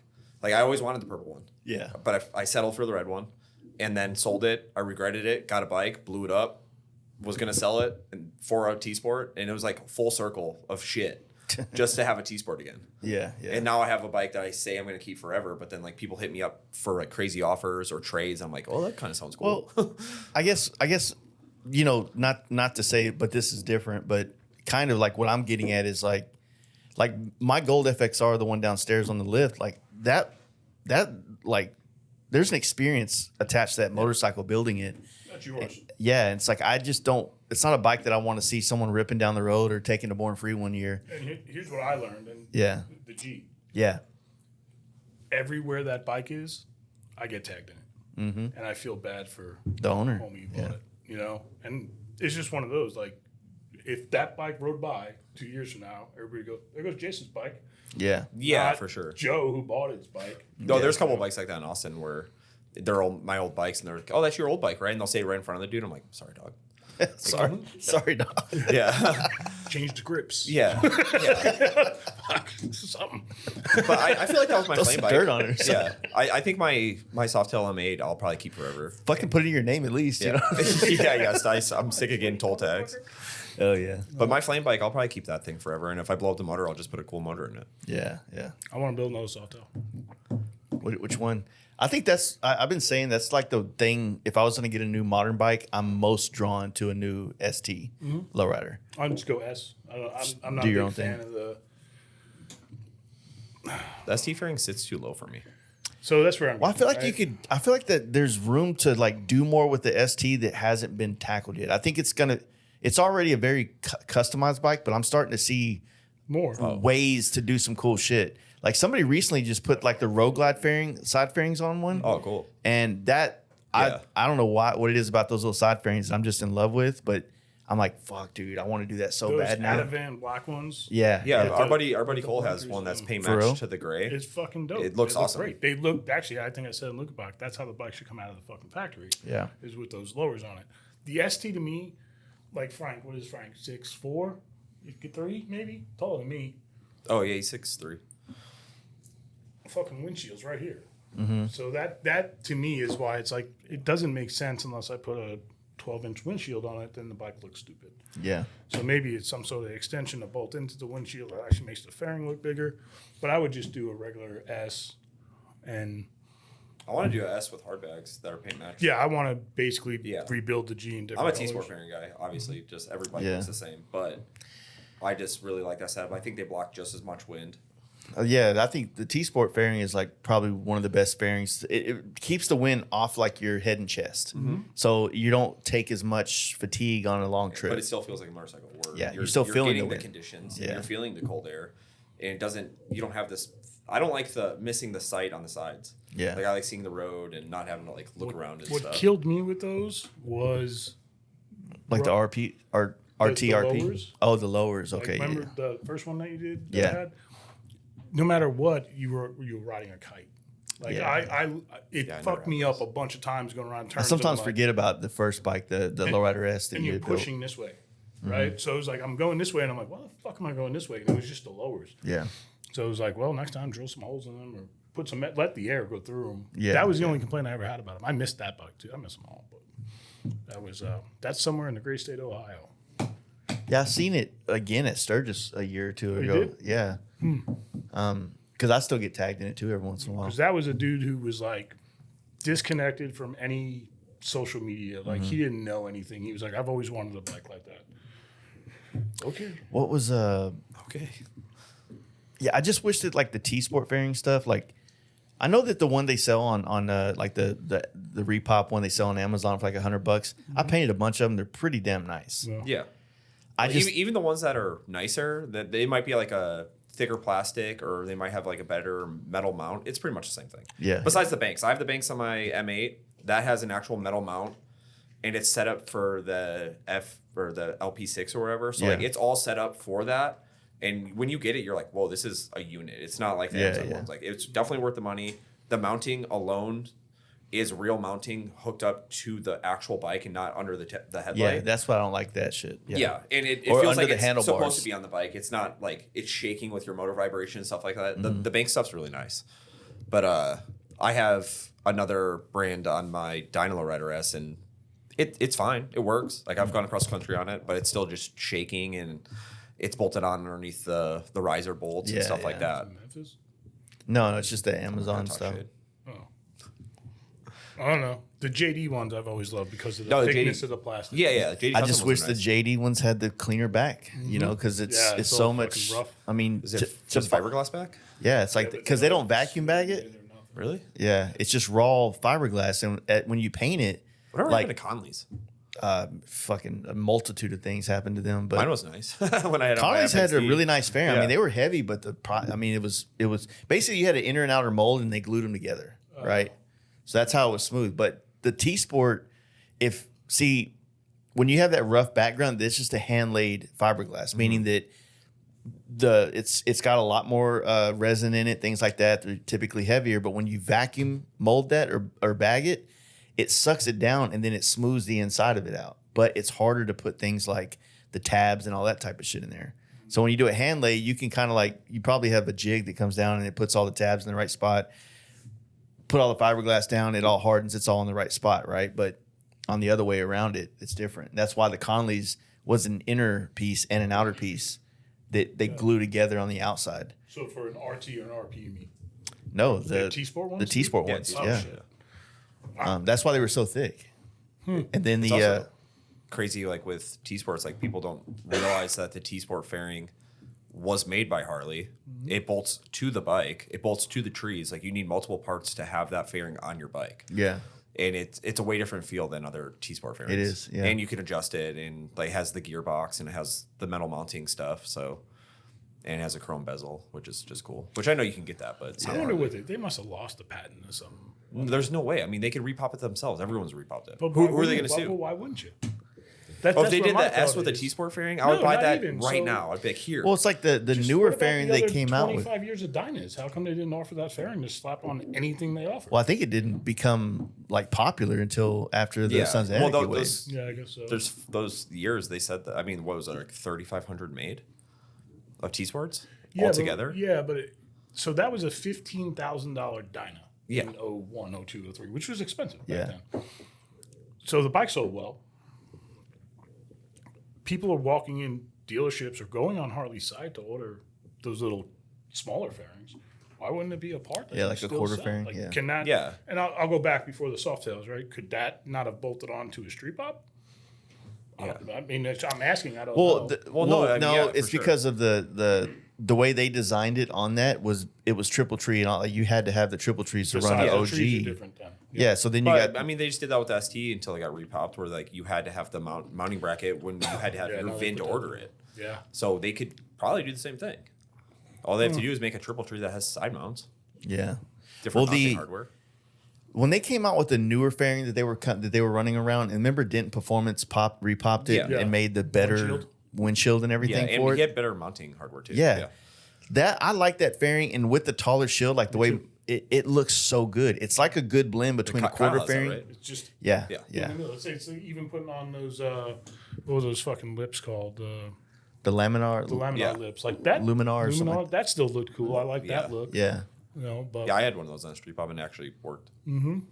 But yeah, that fairing was it, and it was a good thing. But they never fixed the problem with the tabs breaking, and their solution was kind of like a janky one. Yeah. And It's like Kyle's broke like 2 times. yeah, Yeah, I think I asked Kyle about it, and I was like, how much does it actually block wind? Is it worth it? Because I was about to take my Repop FXR fairing off my M8 because it was adding too much weight to the front end. And that actually, the way that it was mounted, it ended up cracking my tank. So one day I was on a trip and gas just started leaking all over me. holy shit. damn. So I had to have it like re-welded, and that's why I went to a T-Sport fairing. Someone else said that their tank broke too. I think it was like Adam Marcus's. Yeah, yeah. I think I remember So hearing these about are that just now. off the smaller Harley fairings. Is that what you're saying? Wow. Oh no, mine broke from having the Repop FXR fairing. We've- The way we've that it was seen- mounted put too much pressure on the tank because I think that mounting hardware like It was right in with the tank. it stretches the tank bolt and it just like cracked Makes the sense. Harley. Yeah, it tank. happened to Adam's bike or Marcus's, one or the One other. of them, yeah. Yeah. And you Wow. can't just find a tank. You have to order it and get paint matched and all that Yeah. bullshit. Just stressing on those welds the whole time. Yeah. That's fucked. Yeah, it's a wild one. All right, guys. So Texas Hills, a couple weeks. What's the date? 100%. May 18th. May 18th. The actual show. May 17th is the pre-party. So Sunday, May 18th is Sunday, the May show. 18th. Is there like a preferred hotel you guys have talked to anybody? Yeah, trying we're to... going to post them. I gave them to Mark. It's more towards the airport if you're thinking 35 north and south, right? So if you're riding in, to be honest, if you're riding in anywhere that you got to fuck with 35, you can take 183 or you can take 130 and come in from the east to the venue, which would probably be easier. Around the airport might get a little weird, but it's better than 35. Pre-party, official time, 11? That's when the rides start, but Okay. just kind of show up. So when you call get it 10. We'll be out there all day. Until 9 is what we came up with. Bonfire, working on a food truck. Mark also talked about grilling. Either way, there'll be food. Yeah, Devil's Back to Bones down the road if you want to hit a bar. Wimberley's 5 miles away. There's a bunch of bars headed towards 35. And Lindell is only 10 miles off of 35. So if you want to go back to Austin, it's like 20 miles. But it's not bad at all. And there's a lot of hotels through that area as well. Yep. So hotels, that's where I was going. So Mark's going to post up 2 that are right by the venue. They're off 71 right there. So they're kind of airportish hotels, but they're good, clean hotels, not red roofs or anything. So that'll be for the show. Shows all day. What time's closing time did we put on that? Closing time, well, the bands are going to play midday. People probably start getting drunk and then want to go to downtown. So like dark is probably going to be like when people, So like 8 or 9. It's on Sunday? Yeah. On Sunday. And then hopefully, It's not official yet, but we might do an after party at Whitehorse. which means it's going to happen. Yeah. I just have to make sure it's okay with the owner because there will be 100 motorcycles there, which is not the first time that's happened, but got to ask questions. I mean, people are going to show up no matter what, so I might as well make it an event and make it big. Then people just show up and not make it big. Yeah, make it Yeah, worth it. 100%. Yeah. Get in trouble good. Yeah. Yeah, we'll be down. My wife and I will be down Saturday night because we have Elm Fest here on that Saturday. Oh, Actually, cool. think I'm coming up for that. Yeah, so we'll be here during that because we have to help out with the bike stuff going on with that and the show, and then we're gonna come straight down and Do you want vintage boots for her or anything? Well, I thought we were already in the booth or the vendoring for the thing, so that's why we've been saving our T-shirts and hats from like selling them online. So we'll have some shit to sell. Oh, that'll sell Good. real fast in Austin. I have your logo. I'll grab that. Yeah. Also, any vendor people, we have so much room. Like, There's room. hit us up on the Texas Hills Instagram or on Mikey Luplow Instagram, and we'll sort it out. Get people in. If you have vintage clothes or even like, I know Knives by Nick was busy, so we couldn't get him again. So if you're a knife guy or you make leather wallets or anything cool, if you make whack shit, don't hit me up because I will be mean to you. Any cool That's gonna be a no for me, dog. Yeah, that's a hard no. motorcycle shit? It's it'll be good, and hopefully not too far after this one. Yeah, this is, and I'm not saying this one's not going to be cool because it's going to be special because it's in downtown Austin, but 2026 is looking pretty bright. Like Nice. a lot of people are pretty happy we're bringing it back, and I've been doing a lot of work behind the scenes and talking to the right people, and I think the next one's going to be pretty big. Yeah, Nice. and hopefully that's where it Yeah. becomes a staple. I might even try to bring vans and some cars in from Austin and just showcase kind of Central Texas. Yeah. I don't get why like LA and like Brooklyn and all these cool places have all these crazy shows and like we all can come together and do something cool. Yeah, Like 100%. it doesn't have to be money driven. It could just be friends doing stuff. Like everyone will get theirs. We'll make it worth your while. Have cool shit and bring it to Central 100%. Texas. That's it. It'll be good times. Yeah. Good times. All right. Well, you guys heard it. Texas Hills, May 17th and 18th, right? Yes, sir. We'll see you guys down there. Hopefully, everybody's making the pilgrimage, and it'll be a good time in Central Texas. Absolutely. All right.